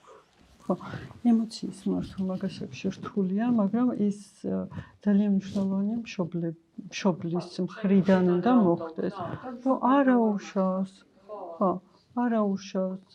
ხანდახან წააგებ, ხანდახან მოიგებ. სულ ხო არ აგებ. და ანუ აწმყოში დააბრუნეთ მისი გონება. იმიტომ რომ ის წაგება უკვე წარსულია. დასრულდა. მაგრამ აწმყოში რა ხდება? რომ აწმყოში ყველაფერი იგზია, ის მეგონი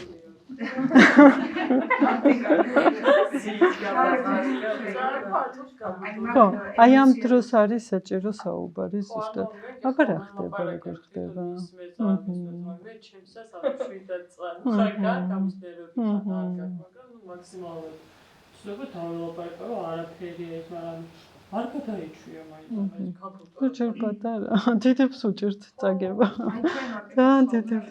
ბავშვებს ფსიქოლოგიურად და რო ვთამაშობთ ხოლმე, იქნება ეს რაც სამაგიდო თამაში თუ ესე შეჯიბრის გასწრობანას რაღაცებს უფრო არ ვითავშობ ხოლმე. სპეციალურად ვაგებ და რაღაც კიდევ წავაგე? არა უშავს, აი ჩემი მოდელების წავაგე ვერა ბავშვები. პირველივე ჩემს რა თქმა უნდა არ გაიმეორებს, მაგრამ მინახავს რომ მე რომ მithქოს ბავშვისთვის რომ მე რა მოხდა, კაცო ხვალ მოიგებს სიტყვაზე, აი ორი კვირა გასულა და ერთი ეუბნება მეორე ზუსტად იგივე კვირას. ყველაზე კარგი ალბათ ეგ არის რომ შეთავაზო. ხო, კი. უბრალოდ ორი კითხვა მაქვს, მაინტერესებს. შფოთვა თუ შეიძლება რომ გადავიდეს სტრესში, ეს ერთი და მეორე, აი ბავშვი როდესაც იკეთება. იმიტომ ეხლა ჩემ შვილზე ვამბობ, დასთან არის ძალიან ახლოს და დასაც არ უთხრა. მანამ სკოლაში არ დამიბარეს, რაღაცა ეთყობა ჩვენც გამო.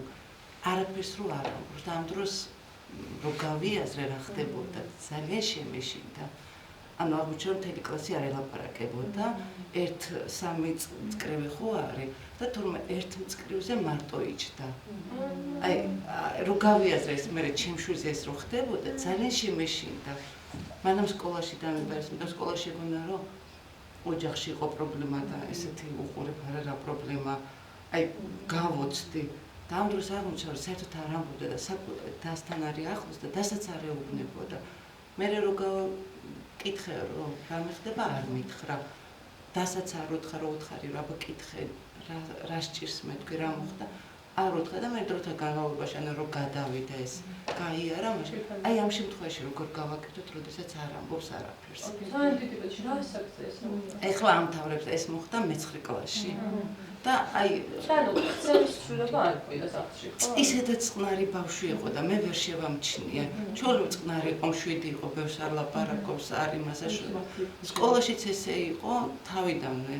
წყნარი იყო, 7 იყო, ჩუმათი იყო ყოველთვის და გოგონა კი და ანუ მე-9 უფრო მე-10 კლასში, მე-9 კლასში დაეძაბა კლასელებთან და რატო დაეძაბა ვერ მივხვდი კონკრეტულად. არ ამბობს, იმიტომ რომ აღმოჩნდა რომ რაღაცებს ეუბნებოდნენ, საბალეტო სკოლაში დადიოდა მსუქანი ხარ, ეს არ გამოგდის, ის არ გამოგდის და ალბათ ეს იმოქმედა და გაებუტა, აი თქვენ როგორც ამიტომ ჩხუბი არ მისვლიათ, აი რომ ვინ მშობელს საცხოვრე ეთქვა, რომ ჩემშვის არ რაღაცა, უბრალოდ ჩაიკეტა და ჩაიკეტა. კი, არც შელაპარაკება არაფერი. და მასწავლებელიც დირექტორმაც ეგ მითხრა, რომ არაფერი არ ყოფილა, უბრალოდ არავის არ ელაპარაკება. ხო, მაგრამ ბავშვი რო ცალკე ის დამეცე, ამის ხო, თან მთელი წკრივში რატო არ დასვეს? ცოტა უცნაური არის სკოლის მოქცევა. ხო. ძალიან აი რო გავიაზრე, მე-10 კლასში უფრო მითხრეს. ხო, მე-9-დან დაწყებულა და მე-10-ში ესე. აი ძალიან დავიმასავკენ და მე უკვე მითხრა, ანუ რო გადახარშა ალბათ, რო გაიაზრა, მაგრამ მანამდე რო არაფერს არ ამბობდა, ამ შემთხვევაში როგორ მოვიქცეთ. აი ეხლაც აქ ესეთი რაღაცები, დიდათ თვითონ ჩაკეტილია თუ რაღაცა. დასთანაც კი არის ახლოს. მარტო დასთან არის ძალიან ახლოს. ხო, აბა შესთავაზეთ თერაპიაზე მისვლა, იმიტომ რომ ხშირად ეგ არ მინდოდა და არც გაბედო უფროსმა მითხრა, არც გაბედო არ უთხრა, თუ რატომ? ეწყინებაო და გაბრაზდებაო. იმიტომ რომ ხშირად ხო მაინც ოჯახში ვერ საუბრობენ ბავშვები. უცხოსთან უფრო მარტივად იხსნებიან. უფრო მარტივად იხსნებიან. მეშინ იმიტომ უფროსმა რომ მითხრა, რომ არაფერი არ უთხრა, ეგ მით უმეტეს არ უთხრა, თუ რომ უფრო გაბრაზდებაო და ეწყინებაო და საერთოდ არაფერს აღარ გაგიგონებს. ცოტა ხო. მე მინდოდა თუნდაც რომ მომეყვანა, თუნდაც რაღაცა და აი დასთან არის. თვითონ იმ და შესთავაზოს სხვისთანაც ახლოს არის ესე. და რამდენი წლის არის? მეორე კურსელია. და არ ვიცი და ჩემ უფროს მამითხრა რომ იყოსო ცოტა ხანი და ეხლა უკვე ნელ-ნელა აბიტურიენტობაში უკვე ჩართულია მაგრამ მოგითხრათ რომ მაინც არ ლაპარაკობს აი როგორ გაიხსნას ეგ მინდა რომ იყოს უფრო გახსნილი მეგობარი არ ყავს არა წარმოიდგინეთ და იცით როგორ გულიმტკივა თერაპია ხო ალბათ თერაპია ამ დროს ან მარტო გაიყვანეთ სადმე კაფეში დასხედით თქვენ რო გაიყვანეთ იმასთან უფრო ურჩევნია მე მითხრა ნინოსთან ერთად მირჩევნია არა ხო მაგრამ თქვენ შესთავაზეთ იმიტომ რომ ბავშვებს ხო სჭირდებათ ინდივიდუალური დრო მშობლისგან იმიტომ რომ აი უბრალოდ ყველა ერთად ვართ ყველა ტელეფონში ვართ არ არის საკმარისი მოზარდისთვის სჭირდება ინდივიდუალურად მაგალითად ცალკე გაიყვანეთ კაფეში დასხედით იჭორავეთ ასე რომ ვთქვათ აი ასეთ გარემოში გაიხსნება წესით მეგობრები რო შეიცინოს მეგობრები ახლა თუ სკოლაში რაღაცა კონფლიქტი ქონდა ის სკოლაში ხო ვეღარ შეიძენს უნივერსიტეტში რომ მოხდება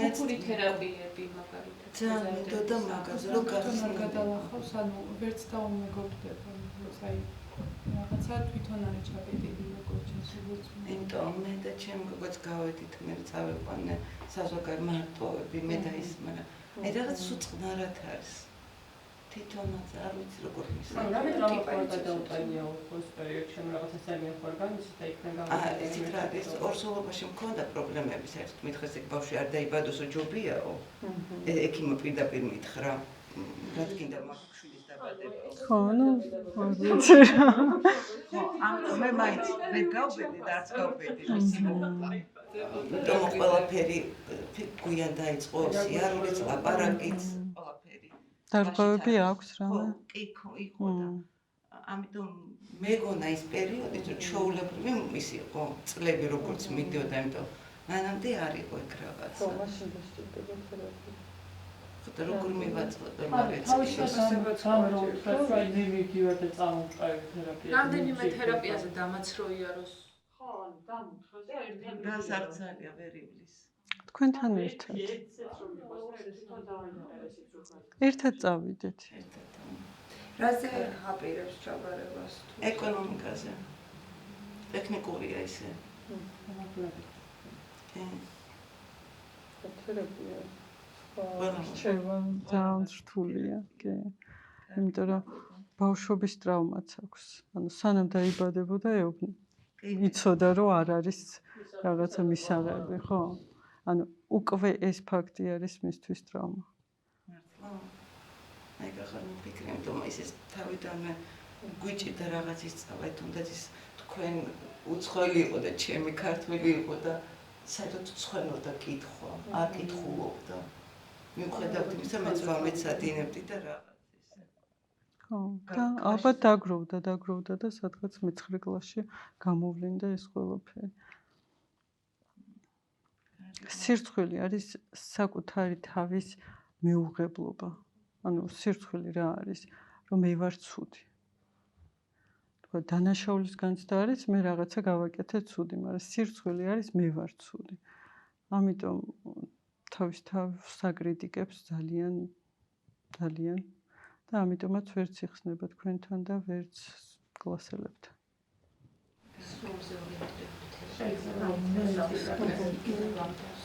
შეიძლება ან რამდენად შეიძლება აღზნება და შფოთვა ანუ სიმპტომატიკის ფაქტია რომ ერთმანეთს გავს ყველაფერსაც ვკითხულობდი ეს არის ჩემი შვილი ბაღიდან მოსული მაგალითად ხო რამდენად ერთნაირად მართვადი შეიძლება იყოს ეს ყველაფერი მაგრამ მე მაქვს პრობლემა ის რომ არ აძინებენ ჩემს შვილს ბაღში როცა აუცილებელია მისი ორგანიზმისთვის დაეძინება ამიტომ გამოყოს ადრე მე სახლში მის რუტინას ვასრულებ ანუ ეს აღზნების მართვა რამდენად შესაძლებელი არის აი ახლა მყავს პატარა რომელსაც აქვს აგრესია მაგრამ ბაღიდან მოსულ სამახსნებულ და სანამ დაიძინებ და შეკრამისგან მოი რაღაც ამ თავის რეჟიმში ჩადგება არის აბსოლუტურად უკონტროლო ხანახან მეშინია კიდეც რომ უყურებ იმდენად არაადეკვატური ქცევა აქვს ანუ იქამდეც კი მივედი რომ ფიქრობდი ცხოვრება ანუ წინახევის 3 წლის ძალიან თან პატარა იყოს ბუნებრივს, ესეც ბუნებრივი იყოს გარდა, მთელი დიდი პრობლემები წამოვიდა. ბაღში წასვლისას კიდევ უფრო გაუმძაფრდა ეს, რომ პატარა სახლში რჩება ეს მის გადის სახლიდან და ხო მის მიმართ აგრესია ძირს მოგვარებული თავიდან გაუმძაფრდა. ან რამდენი შეიძლება ეს აღზრდება მარტო ისე როგორც შფოთვა მისი. სანამ მაგალითად ჩავუტარებ რაღაც იმ რუტინას, რაც მისთვის აუცილებელია. მისმის რომ ეს აღზრდება და არა შფოთვა მისი, მაგრამ მნიშვნელოვანია ეს რუტინა. იმიტომ რომ მისი აღქმით მან დაკარგა დედა. დედა დაკარგა. ნუ უბრალოდ ყველანაირად ცდილობს რომ ყურადღება მოიპოვოს. ხო, ნუ ამიტომ ამიტომ აგრესიაში ვიდება პატარის მიმართ. ხო, მნიშვნელოვანია რომ დაკარგა ხო. ბაღში და ყოველ დილას მაინც ისე დედასწრია, ერთი წლის განმავლობაში გაუგრძელდეს. დედასწრია მთელი ცხოვრება. ადამიანი დედას ეძებს პარტნიორში, დედას. ყველგან დედას ეძებს ადამიანი და და სამსახური და ძალიან უბრალოდ და ბავშვი მოდიან ბავშვებს სამსახურში მოვედიან. მაგრამ აი პატარას რო ტოვებს სამში ხომ ეცადეთ რომ თუ მოახერხებთ წელიწადი და 9 და ზუსტად ანალოგიურად უფროსი იყო ძალიან აგრესიული. აი ფხაჭნი, ესე სახეზე ნაფხაჭნები ქონდა, ჩქმეტავდა. კი, აი ნერვიულობდა ძალიან იმას რო ყვებავდი, ეს ჩემი ნიტრო გაიწვიცი რაღაცა ეგეთი ისინი ქონდა და ბაღშიც რომ მიდიოდა და ის სახში რჩებოდა ნერვიულობდა და წელს ორივე ერთად რო წავიდა უკვე ბაღში, ორივე დამშვიდდა. გამოდებით თხოვს სანდრო წავიყვანდა ბაღში. რო იგივე ტანჯვა გამოიაროს. 4 წლის გახდა, რომ ვაიჭრობ, თხოვს რომ ვაჭავ. ხომ ვეჭვიანებს. ცალკე თუ ატარებთ დროს მასთან. კი, ვცდილობ ძალიან, რომ ანუ სანდრო საერთოდ დავტოვოთ დედასთან ან ჩემ მეუღლესთან და ვიყო მასთან ესე ვაკეთებთ ყველანი. რომ სერგის კონდეს თავისი დამოუკიდებელი დრო, მაგრამ ანუ აი ოღონდ ეს დრო როგორ ატარებთ? ну ეს არის რომ წავედით ფილმის აყურებლად, წავედით ნადუსხეს ასანთებად, ისე დამოუკიდებლად სერგისთან ერთად სკუტერით, რაც მას სიამოვნებს. და როგორ ხავთანიში? ანუ ეს გრძელდება 1 საათი რომ მოვასახშელი ბედნიერი და ის 1 საათი. ანუ ეს გრძელდება ძალიან ცოტა ხანი. დილით წავა ბაღში, ბრუნდება ისევ იგივე მოერთა. ну ალბათ ამას შეიძლება დროის გასვლა და ამ ვერაფერს ცოტა გასწავლდეს. ანუ ფაქტია მნიშვნელოვანია რომ დაუთმოთ ის დრო. როცა მოდის სახლში, აი იმ მომენტში დაუთმოთ. ანუ ესე ცოტა ბაღში არ ერჩის ბავშვებს. არა, ბაღში პროტესტებს არ ჭამს. საერთოდ ანუ აი არის შეიძლება ჭამოს ერთი უკონტროლი და ეს არის მისი პროტესტი. ანუ ამ პროტესტებს და მეუბნება რომ არ მშია. ამ დროს მოდის სახლში და ჭამს აბსოლუტურად ჩვეულებრივად. სახლშიც მაღალს. ეს არის მისი პროტესტი. ხომაც გქონია რომ ეს არის პროტესტი რომ რაღაცნაირად მივიდეს იქამდე რომ არ წავიყვანა ბაღში. და სახში იყოს, ხო. რომ სანდროსთან მარტო არ ვიყავ. ალბათ მის განცდაში ის. ნამდვილად. ну ალბათ მოშვიდება ერთხელ და შეჭრას. არ ნერვები. ანუ ბავშვები რო სხედან და ჭამენ, მაინც არ უნდება. არ ჭამს მოკლედ. ხო, ნუ არ ჭამენ. ну ეს არის სახელმწიფო ბაღი, სადაც ანუ თუ არ წაიქცა იგივე პრობლემა და არ გადმოყირავდა სკამიდან არავის არ ეძინებენ. თუ გადმოყირავდა იგივე აწვენენ. გალისუნებენ. სკამზე ზინავთ ბავშვებს. სკამზე საერთოდ ბავშვები და ზინავთ. შეკითხოთ. სხვადასხვა კატეგორიის შვილები ყავს, სხვადასხვა იმას რო მიეკუთვნებიან.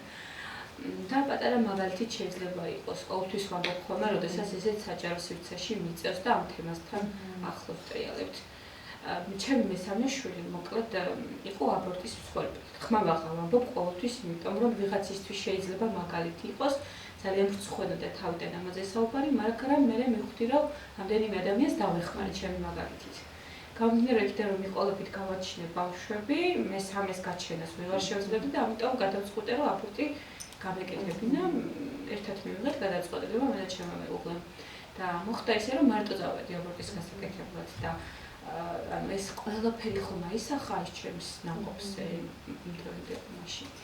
და ძალიან განვიცდიდი, ძალიან პიროდი არ მინდოდა, არ ვიცოდი რა გამეკეთებინა, იმიტომ რომ სამშვილს არც ვიცოდი რა როგორ უნდა გამიზარდა სამშვილი. ეკონომიკურ მდგომარეობას რა თავი დავანებოთ, არ ვიცოდი, იმიტომ რომ თან სწავლაც მინდოდა, ყველაფერი ძალიან ცეთი პრიმიტიული მიზეზები ეხლა არ ვუყურებ. და როდესაც მივედი რომ დამელია ის რაღაცები როგორც ხდება ხოლმე არ ვიცი აქ ღმერთის ძალები ტრიალებს დამერეკა მოგონა რომ სადაც ორი იქ მესამე და მოხდა ისე რომ ეს ჩვენი ნაბოლარა გავაჩინეთ და ესეთი მზის გარე შვილი გავაჩინეთ და ანუ ხა რატომ ამბობ ეს ყველაფერი ანუ ორი უკიდურესობა არის ან უნდა გააპროტესტოს და დედის მიმართ აგრესია გაუჩნდეს ან მეორე უკიდურესობა ძალიან მიეჯაჭვოს დედას ესეც ერთგვარი პროტესტი არის ხო და არის 8 წლის ახლა გაჩნდა ჯანმრთელი ყველანაირად ჯანმრთელი და აი ყველანაირი ნიჭიერება თუ ყველაფერი რაც კი შეიძლება ვინ ინატროს და მაია მესამე შვილს დააბერტყა ღმერთმა ალბათ კომპენსირება მოახდინა იმის რომ მე ეს გადავწყვეტე თუმცა მადლობა ღმერთს რომ ჯანმრთელი გავაჩინე და ძალიან არის მოჩაჭული ხარ 8 წლის არის და ანუ ეხაც მწერდა რომ დედა შეამოწმე ხო კარგად ხარ ანუ თუ მამოწმებს თუ სუნთქავ ხამე ყოველთვის ცდილობს რომ მიზეზები გამონახოს და ჩემთან დაწვეს არა და იცის რომ არ შეიძლება დედას და მამასთან ერთად დაწოლა რაღაც შენი გაქვს მე ჩვენი გვაქვს ანუ იმდენად არის ჩემთან მოჯაჭვული რომ მე თუ არა ვარ ისიც არ არსებობს ესე მეუბნება ყოველ შემთხვევაში თავის ბაბუას წერილი დაუწერა და დედას მოუტანე ეს. მამა თავის ბაბუა დედას ეს მოუტანე, მე ეს მომიტანე. ანუ მისთვის მე თქვენ ხართ სამყარო. ისიც ერთგვარი ალბათ დასჯა არის, ანუ რაღაც ნაყოფს ხომ ახსოვს, ხო ანუ არაერთი ინფორმაცია და ეს მოგწაკითხული რომ ახსოვს ნაყოფს. და ეხლა ფოთოს რომ არ დატოვოთ. ეხლა შიშები აქვს, იმიტომ რომ სულ ითხოვს რომ მივაკითხო სკოლაში და სამსახურიდან სულ გავრბივარ რომ არა მეყვანეთ არავინ, იმიტომ მეორე სმენა და მოდი მე გამოვიყვან.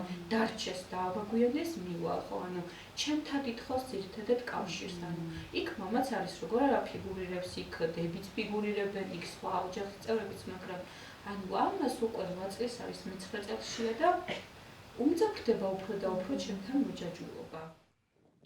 უკვე ძალიან შევხვდი. ანუ გაიქრო განდას სწორი გადაწყვეტინა, მაგრამ ხო იყო.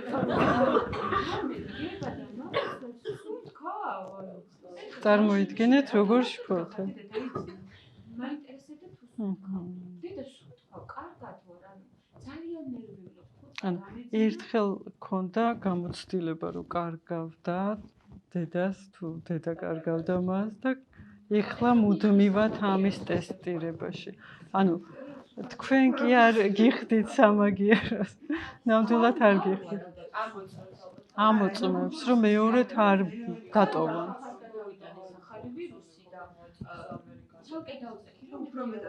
ნუ ბავშვობის ტრაუმა. დგებოდა მამაცნობდა თერმომეტრი მოიტანა გამისინჯა სიცხე ჩაი გამიკეთა ანუ გოგოა.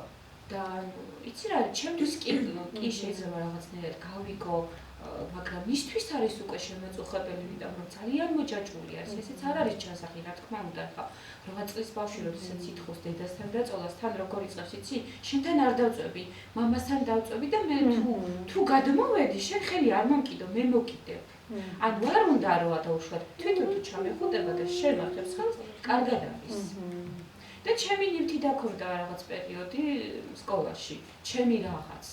ხო, ანუ ძალიან რთული სიტუაცია, ხო, ანუ ესეც ვიღაცისთვის აუ რა კარგია, რა ბედნიერი ხარო, ეგრე არის მოჯაჭვული, ხო, რაღაც სხვა კუთხიდან რო შეთედო, მაგრამ მე რა ჩემ თავს თავი დავანებო, თავისთვის არის დამაზიანებელი, იზრდება, ახლა გარდატეხის ასაკში შევა და რაღაც შეიძლება სხვა კუთხით განვითარდეს, ხო, მისი ფსიქოემოციური მდგომარეობა. უბრალოდ აღარ ვიცი რა გავაკეთო რა. და ვიტალობიეთ მარტო და საზღვარი წასულყვართ, ანუ აი მამის რა. მასთან ერთად. არა, ხო, მეგობრებთან დამოუკიდებლად მოხდარს განმოუყეში. სადმე რო წავსულო არა. მარტო. აი ხა ლექციაზე რო წამოვედი მაგალითად, აი მილიონჯერ მომწერა, ხო კარგად, ხა რატო არ მოდი, ხა რატო არ პასუხობ? დე. და რა პასუხობთ თქვენ? ხო, ძალიან მნიშვნელოვანია, ხო. ძალიან მნიშვნელოვანია რომ აუხსნათ ყველაფერი. სათხარ როდის მოხვალთ, იმიტომ რომ გაურკვევლობა კიდე ძალიან დიდ სტრესს აყენებს ბავშვს. ანუ თუ მოზარდმა ბავშვმა არ იცის რა ხდება და რატო ხდება, როდის მოვა დედა, ხო? ეს კიდე დიდ შფოთვას იწვევს. იმიტომ რომ ტვინს არ უყვარს გაურკვევლობა. ხო, რომ გაიხსენოთ თქვენი თავით რაღაცა, ხო? როცა არ იცი რაღაცა გაშფოთებს ეგ. ამიტომ კონკრეტულად აუხსენით რომ მოვალ ამა და ამ დროს და დამშვიდდება. აი ეს ძალიან მნიშვნელოვანია რომ იცოდეს. ფაქტია რომ ჯერჯერობით არ შვენს ნახოთ ასაკისმეტებასთან ერთად. კიდევ მითხრა ხა წინა ლექციაზე რომ მოხვალ მაკოცი აუცილებლად. და მივხვდები რომ მოხვედი. ან არ დაიცინებს საერთოდ დამელოდება, ხო? ანუ ამას იმიტომ ვყვები რომ ჯერ ერთი ჩემი პრობლემა, ასე თქვა, წარმოვაჩინა მეორე რომ ეს აბორტის ემბრიონალური მიხსიერება რაღაცას მაინც აკეთებს, ხო? ანუ იმდენად ან ორი უკიდურესობაში გვაგდებს, ერთი რომ შემიძულოს, მეორე რომ მომეჯაჯოს. ეს შეძულების მომენტი ჩემიდაც იყო დედაჩემიდან მსხვერპლი და დღეს დედაჩემთან ძალიან ცუდი ურთიერთობა მაქვს, ანუ პირიქით აგრესიულად არის და ანუ რაღაც ისეთი კარგი მაგალითებია რა, კარგი кейსებია. ნამდვილად. ორივე სიტუაცია მაქვს უკვე ნაცნობი, რომ ეს ჩემი ნაბოლარა და ანუ როგორც მე ვთქვა, რომ არ შეიძლებოდა გაჩენა, იმიტომ რომ დედაჩემს დაიღუპებოდა და დედაჩემმა მაინც გააჩინა, მაგრამ ხომ ესმოდა ნაყოფს, ხო? სხეულებრივად, ემოციურად და ისე მოხდა, რომ ჩემ შემთხვევაში ჯაჭულობა განვითარდა, ჩემი დის შემთხვევაში დაშორება განვითარდა და ცდილობს, რომ დედასთან არ გქონდეს ისეთი კავშირი, როგორც უბრალოდ ჩემთან აქვს. თვითონ სკოლაშია მაგდროს არ აქვს პრობლემა. რო იცის, რომ იქ ვალდებულია იყოს დაუშვათ. შენ გარეშე.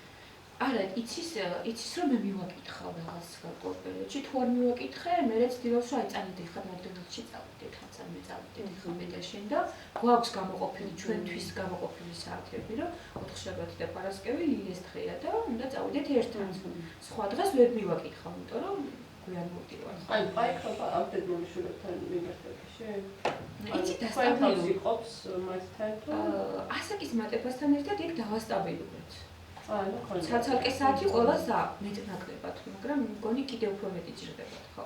როგორც თქვენთან ვისაუბრეთ, ახლა ნაბა უფრო უნდა მოვუმატო ინდივიდუალურად გასვლებს, თორე გვაქვს როგორ არა ის თეატრი უყვარს და მასთან ერთად თეატრში დავდივარ, მეორეს კაფე უყვარს და მასთან ერთად კაფეში დავდივარ. არა, ეს პატარა თუ აპროტესტებს მე იმას რომ თქვენ პროექტთან ეტარებს. ახლა აღარ აპროტესტებდა, მაგრამ ახლა ანუ ეს შფოთვა წამოვიდა უკვე, რომ დედაშვები და ეხლა ცოცხალი ანუ ხო რაღაცა უფრო მეტად სხვანაირად მოხდა მისი გრძნობების და ემოციების გამოვიდა.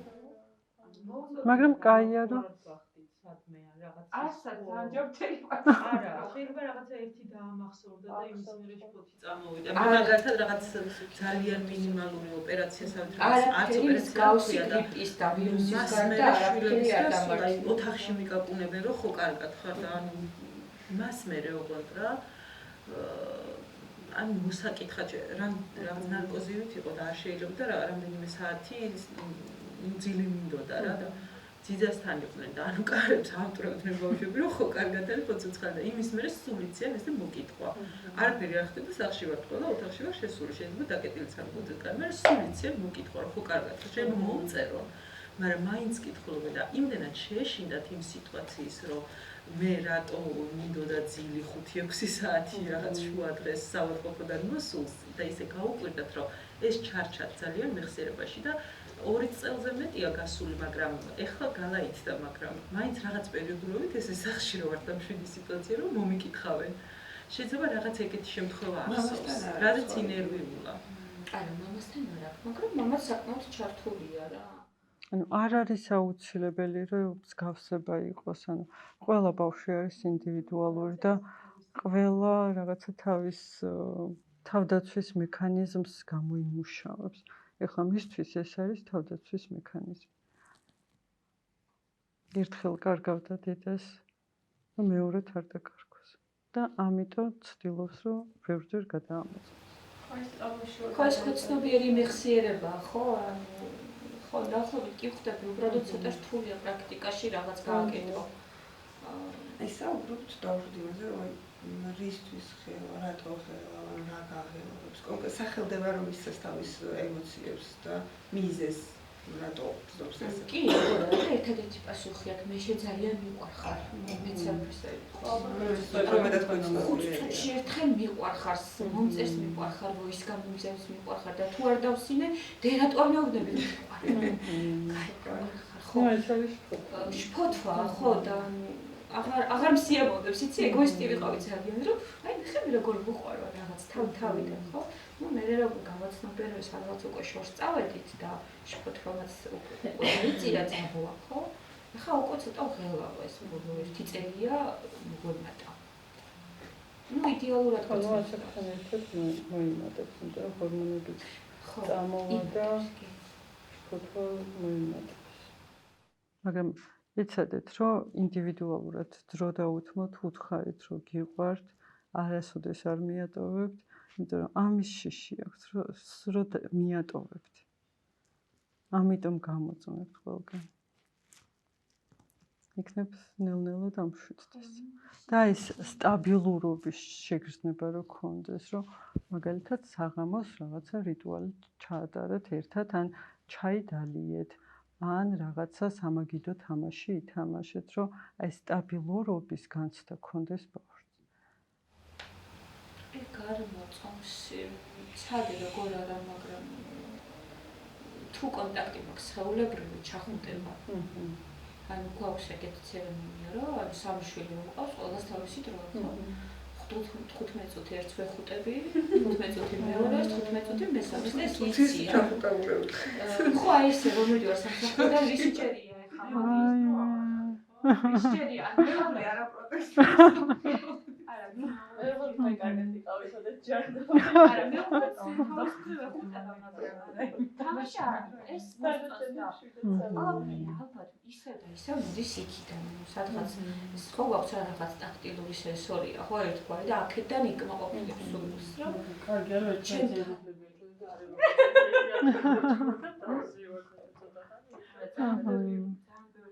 ვიმუშავე რომ მიხწია მაგისთვის. მაგა მიჭირდა, ასეთი გამოგდის რაღაცები არ გამოგდის, რაღაცებს შეცდომის დაშვებით ვსწავლობ და ეს თავკანია ძალიან დიდი ბოდიში ხარშელობა. ისე არის ძალიან არაფერს, მაგრამ მგონი რომ თქვენი განცდა, რომ თქვენ აპოტის გაკეთება გინდოდა და იმდენად ძაფრად არის თქვენში და დანაშაული შეგრძნება, რომ მგონი რომ ამას თვითონ გრძნობს ბავშვი, იმიტომ რომ თქვენს ინდენჯელ იმეორებთ ამას, რომ ანუ ეს იმიტომ ხდება შეიძლება რომ მე ამას ვაპირებდი, რომ მგონია რომ ეს თქვენი დანაშაული შეგრძნების განცდა ხო ბავშვზეც გადადის. ამიტომ აი მგონია რომ თქვენი თავის დაიწყეთ, რომ თქვენ თავსთან ან მე რა ანუ ყველაფერს ვაკეთებთ, ყველაფერი ხდება და ეს ალბათ პატარა ვიყავი, ალბათ ვერ ვიაზრებდი. ან მგონია რომ თქვენ თავს აპატიეთ და მე ბავშვს ვაპატიებთ. რაღაც ესეთი განცდა მოხდა. კი, ანუ მაგას ხშირად იმიტომ ყვები, რომ ერთხელაც ვაპატიოთ ჩემ თავს, ანუ სადღაც მისული ვარ, კი ეგ როგორ არა მიფიქრი არა ეს. ხო და იმით ვაპატიეთ, რომ თქვენ მაშინ ვაპატიოთ. მაგიტომ დავიწყე მოგოლა, რომ და ვაპატიო. ხო, თქვენ თავს აპატიეთ, იმიტომ რომ თქვენი შვილი არ იყოს ესე. და მგონია რომ პრობლემაც არ აქვს. ანუ რაც ჩამოთვალეთ პრეზენტაციაში რაც იყო, როცა ბავშვს აი ეს შფოთვები არ აქვს, ვთქვათ, იმიტომ რომ პატარა ასაკიდან ვცდილობდი, რომ იგივე ვთქვათ, აი გამოცდები, ოლიმპიადები გამყავდა, ვეუბნებოდი, რომ შედეგს არ აქვს დიდი მნიშვნელობა, იმიტომ რომ ხა მეორე კლასელმა თუ ვარსკვლავი აღმოწყვეტა არ აუშავს. და ამ სტრესს ნელ-ნელა ვაჩვევდი, მაგრამ ეხლა იმდენად განულებული აქვს ეს ყველაფერი, რომ აი არანაირი არც პრეზენტაციის დროს სკოლაში, არც კარგი, მაგაც რა ჯობია. რაღაც, რაც უემოციოდ გამორიცხული, ახლა მეც ვერ წარმოვიდგენია გამოცდაზე რომ გავიდე, ესე უემოციოდ როგორც ესენი დადიან. ну აი არ ვიცი, მე ვშფოთავ ხოლმე და მე მომშვიდებენ ხოლმე. ძალიან კარგი, პირიქით. მე ვიტყვი ხა ჩემ თავი რომ ახსენე არ ვიცი რა გიყავით თორე ყველა ეგრე იძახდა. აუ ამას კიდია რა ისე მიდის. შეიძლება ირეჩი. რეალურად ხო არ იყო მას. ხო და მაგას ვთქვი რომ ანუ ნერვიულზე რომ გულისხმობ პოზიტიურ სტრესი რო ახსენეთ. რომ აი რომ აი ნერვიულობენ, მაგრამ არ უნდა ამის გარეთ გამოტანე, იმიტომ რომ მე რო გარეთ გამომქონა, მე 4-8 ნერვიული და მე ჩვენა ისე ჩემში გიტყვი. არ შედეგებს ესე არ კითხულობენ მერე და თუ კარგი შედეგია თუ ხარეთ, მაგრამ აი გონია რომ შედეგები სლოვანი არ არის. და სად ანუ რაღაც მომენტში ხო გროვდება ეს ემოცია, გამორიცხულია რომ არ ნერვიულობდეს, ესე კი მიჩვეულია სულ. მაგრამ ანუ თუ მიჩვეულია და რატომაც არა, პირიქით, ძალიან კაი. რატომაც არა. ანუ სხვაგან ხო არ ვლინდება შფოთვა. მაგალითად ურთიერთობაში მეგობრებთან. არა. ანუ რა უნარსაც განვივითარებთ იმაში კარგები თუ ვართ, აღარ შფოთავთ. გამოცდას თუ გადიან და იციან, რა ქულები აქვთ.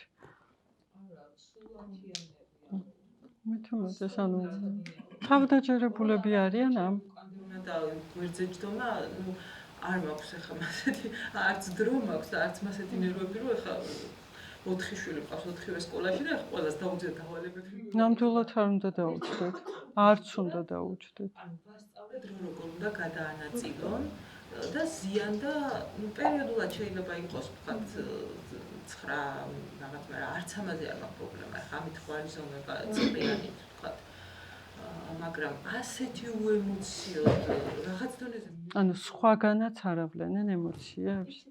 სხვადასხვა დაწესებულებებში დამყავს შეგნებულად. ვთქვათ ერთჯერადად რაღაც არის ხოლმე, ხო? აი რაღაც დიპლომატთა ასოციაცია აკეთებს გამოსვლებს, რომ ბავშვების უნარები.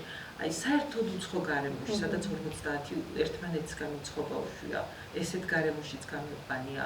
ნუ პრეზენტაციას უცებ ლეპტოპზე აკრებს რაღაცას, გავა ჩვეულებრივ თითქოს ნუ ამ ბავშვებთან ერთად გაიზარდა. ყოფილა ისე ჩემს მეც დარბაზში. კაი, რა კიდე. უარყოფითად მომთხოვნი რა. არა, რომ შეეშალოს, მეც დარბაზში ვზივარ, მაგრამ რომ შეეშალოს, ნუ რა მოხდა ახლა მეც რო გამოვიდე 50 ადამიანის წინაშე, მეც შეიძლება ხმა ამიკანკავდეს და რაღაც შემეშალოს. მე ეს მიდგომა მაქვს, მაგრამ აი მგონია რომ სადღაც რაღაც ირექება და არ არის თვითონ გისწავლებია რომ სტრესი არ გქონდეს და არ აქვს. აი ამას აქვს, მაგრამ რეალურად რას გრძნობენ? ნუ ეს მაგას ვერ გავიგებთ, როგორ გავიგოთ. თუ სადმე არ ვლინდებ. თქვენ გეშინიათ მე სხვაგან ან სხვა რამეში არ გამოავლინოს ეს გრძნობები. არა, უბრალოდ არ დაგროვდეს და ხო და რომ დაგროვდება მე სხვაგან უცებ არ იფეთქოს. ხო, თუ აი მაგის ურთიერთობაში ხო, ამიტომ გეკითხებით, სადმე ხო არ ვლინდება. თუ არ ვლინდება, მაშინ რა ვიცი. სპორტზე დადიან? კი. ხო, ну მაშინ ეგაა. სპორტი ცეკვა ჭადრაკი. ანუ ხარჯავენ ყველა დაგროვილ ემოციას.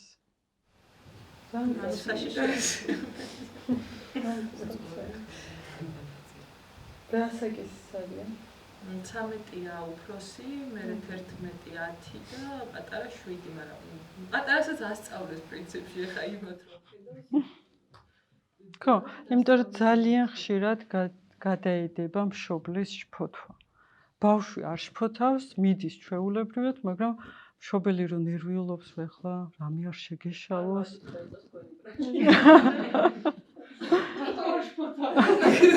ანუ აი სკოლაშიც რო არის რაღაც ისინი ღონისძიებები და რაღაც ხოლმე, აი მშობლები რო რაღაცებს უსწორებენ ხოლმე. მე ვარ მშობელი, ეს ვზივარ ხოლმე ესე და ანუ შეგეშალა არა უშ, აღარ მოგიდება, ნუ კაი. ხო, ანუ არჩევანი აქვს, როცა ბავშვს არჩევანი არ აქვს, მაშინ შფოთავს და როცა არჩევანი აქვს, ძალიან კარგი. და ზოგადად როგორ უნდა შევადგინოთ ამ დროს შვილს? აი ჩვენგან რა მოითხოვება, როგორი ემოცია? მე რა თქმა უნდა უნდა ვაღიჩნევ, ვცდილობ რომ ვიჩნდე უბრალოდ ხილით, აი რა მოითხოვება? ანუ რა სიტუაციაში? რაღაცა წარმოსაქმე ნაუშად ყველას ინდივიდუალურად კლასში. ჩვენ როგორ უნდა ვიმოქმედოთ შეგიძლია? ანუ უნდა აღნიშნოთ რაში იყო კარგი. რა კონკრეტულად, იმიტომ რომ შენიყავი ყველაზე კარგი არის დიდი ტვირთი ბავშვისთვის, იმიტომ რომ მეორედ რაღაცა რომ შეეშალოს, ვეღარ იქნება ყველაზე კარგი. ამიტომ კონკრეტულად, აი ამაში იყავი ძალიან კარგი. ეს ძალიან კარგად გამოგივიდა და აი ესეთი შექება თუ იქნება, ძალიან განავითარებს ბავშვს. მე აღნიშნა ხოლმე აი ვეუბნები რომ აი შენი კლასელიც ნახე ამაში ეს იყო რომ სხვისი მინდა რომ სხვისი კარგიც გაიზიაროს. ანუ ხო ხვდებით რა. არ შეექმნას აი ეს მომენტი. ხო, ეგ კი, მაგრამ შედარებაში არ გადავიდეს, ხო? უნდა დამკინო ბავშვების შედარება.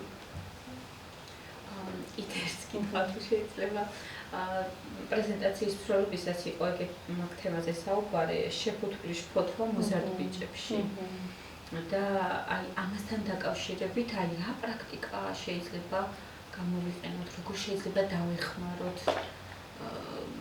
ყავს დაახლოებით ამასაკის მიშვილი და მაინტერესებს როგორ შეიძლება იმიტომ რომ ძალიან ჩაკეტილი არის ანუ ისედაც ჩაკეტილი ბავშვია მაგრამ ზოგადად ეხლა უფრო მეტად ჩაიკატე და როგორც თქვენ თქვით და სურათზეც იყო ნაჩვენები ბიჭები უფრო მეტად თამაშებისკენ იწევენ და ვერც შევატყობთ რომ რაღაც შფოთვა ხან რაღაც ანუ არანაირი ემოცია არ აქვს სპორტზე დადის არსად არ დადის არანაირი სასწრაფოდ სპორტზე შეიყვანა ხო მაგრამ ანუ შესთავაზეთ ყველანაირი სპორტი. რაღაცა მაინც ცურვა მაინც იყოს. არა. თამაშების გარდა და ძალიან ცუდი რაღაც დაეწყო. ჩუმად რაღაცებს ყიდულობს. არ ვიცი როგორ მოიგო ამ თამაშებში ფული მე ვერ ხვდები. იგებენ. ხო, $100 ჩემი შვილის კლასზე. ხო, ხო. რა თამაშები?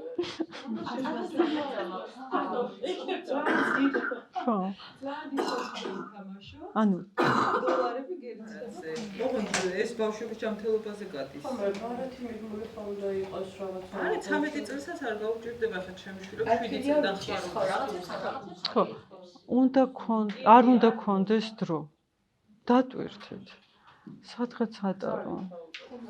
ატარებებას კიდე შეიძლება, მაგრამ 13-14-ის ხდება, არ 13-ის ხდება. როგორ დავაძალოთ, როცა არ მინდა. ფეხბურთზე იარა, აღარ უნდა. რატო არ უნდა?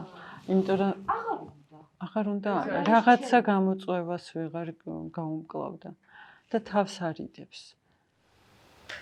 ტრამვა მიიღო ხო?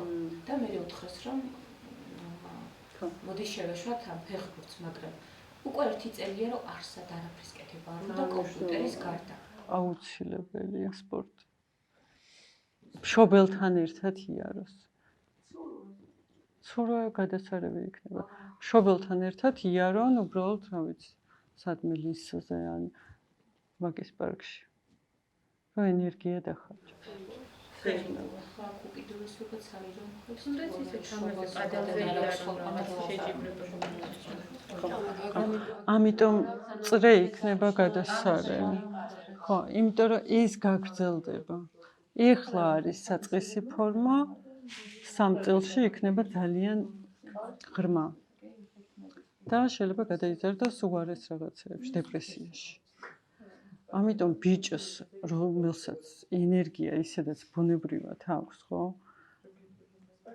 ანუ 14 წლის აუცილებელია რომ დაიხარჯოს. აქტიურობები მარტო ის კი არა, ძალიან ირგვლივ ძალიან ბევრი ხდება, რომ ფიზიკური აქტიურობები უკვე ერთად 10 ბავშვი მაინც ვიცი, რომ დაწყება დაინტერესებთ.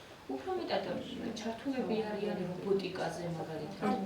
ძალისხმევას მოითხოვს და ეზარქვა. სადღაც თვითთან უფრო მეტად სადმე უნდა იყოს ჩართული. რო არ იჭდეს კომპიუტერთან. სულ ეს, ხო. სულ რო არა ფიზიკური იყოს და განმავითარებელი ძალიან კარგი იქნება.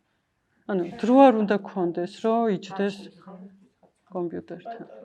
იმიტომ რომ ესე რომ დაუჯეროს მშობელმა და არსად არ ატაროს ძალიან ცუდ შედეგებამდე მივა. ბავშვია, ძალიან უცნაური თუ არ უნდა შეიძლება არც საუბრობს, ანუ არანაირი ემოციური რაღაც გამოვლენები არ აქვს. ძალიან შვიდია, წყარია, 10-დან 1 სიტყვას გეტყვის. კომპიუტერი მისია პერსონალური. ეს კომპიუტერი კი, არა, ოჩახშია. ეს გათიშეს, ინტერნეტი გაუთიშეს, კლავიატურა დაუმალა, მაგრამ და ხდება რომ ახდედამ რომ მუშაობს ბავშვის სახლშია.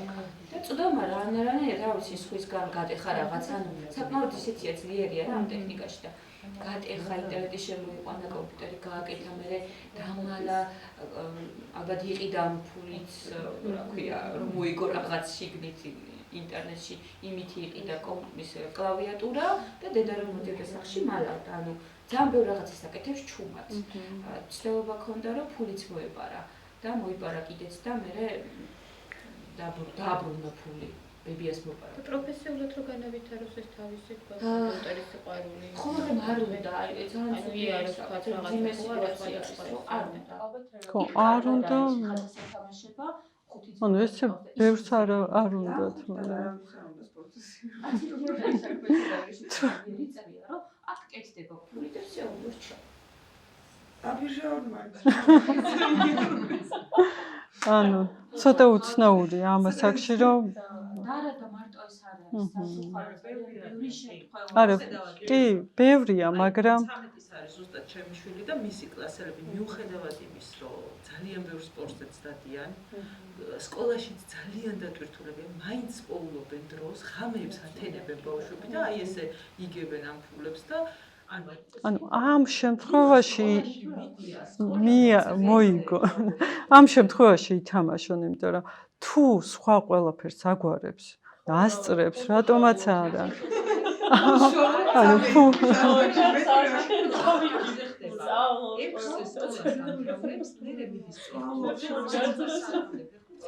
არის სახში გადაიგლებს შეჭამს და 12 საათზე იწყებს იმის კომპიუტერის თამაშს და დილის 7 საათამდე თამაშობს და მე რომ ისოვებს გამოდის. ხო, ეხლა დილის 7-მდე არ უნდა ითამაშოთ. ხო, ლიმიტი უნდა დაუწესო.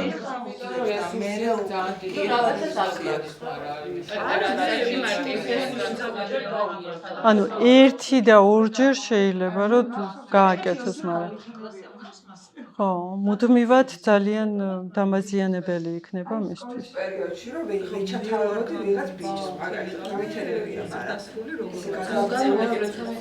შუადღითაც არ იძინებს, იმიტომ რომ შუადღით იძინებენ ეხლა. იუსამდე არიან სკოლაში. სულ სკოლაში არიან. იქვე მეცადინეობა ყველაფერი. მერე მიდიან სპორტზე, რაღაცებზე დადიან ეს ბავშვები. ყველა დადის.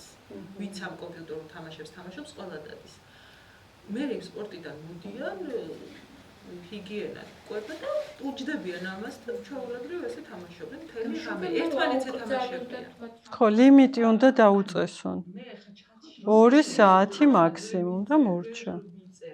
და რეკომენდაციას ვერ ვაძლევ, თუნდაც იმიტომ რომ მე შეიძლება ჩემი შვილის მიმართ გახდნენ აგრესიულები. კი არა და სხვებს დასცინიან, ვინც ამას არ აკეთებს.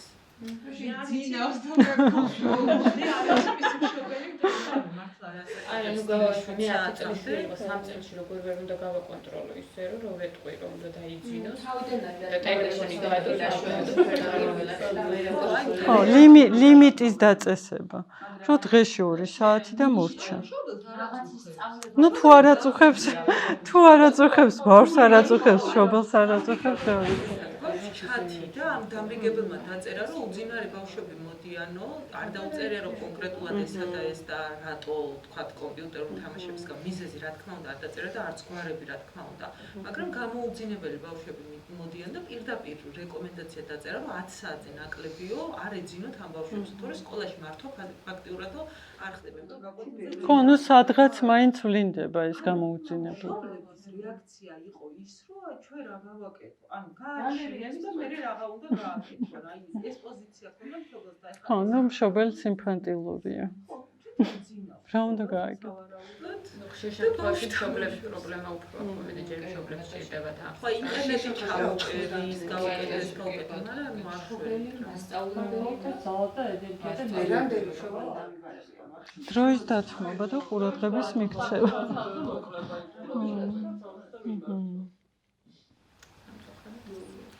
აუგოდიში დასასრულისკენ წავიდეთ. ბოლო ერთი კითხვა რო დავსვათ და დავასრულოთ.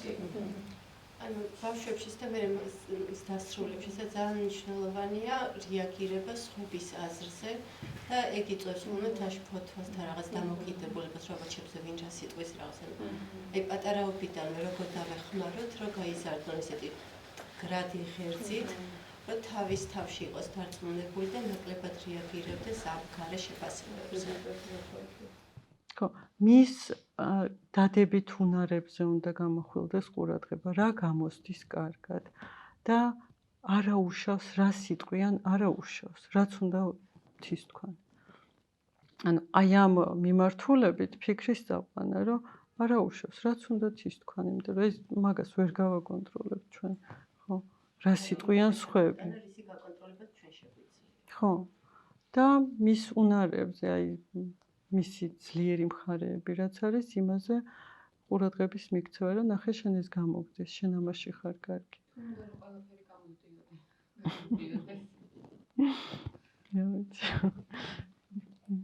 სტატუს ივარჯიში.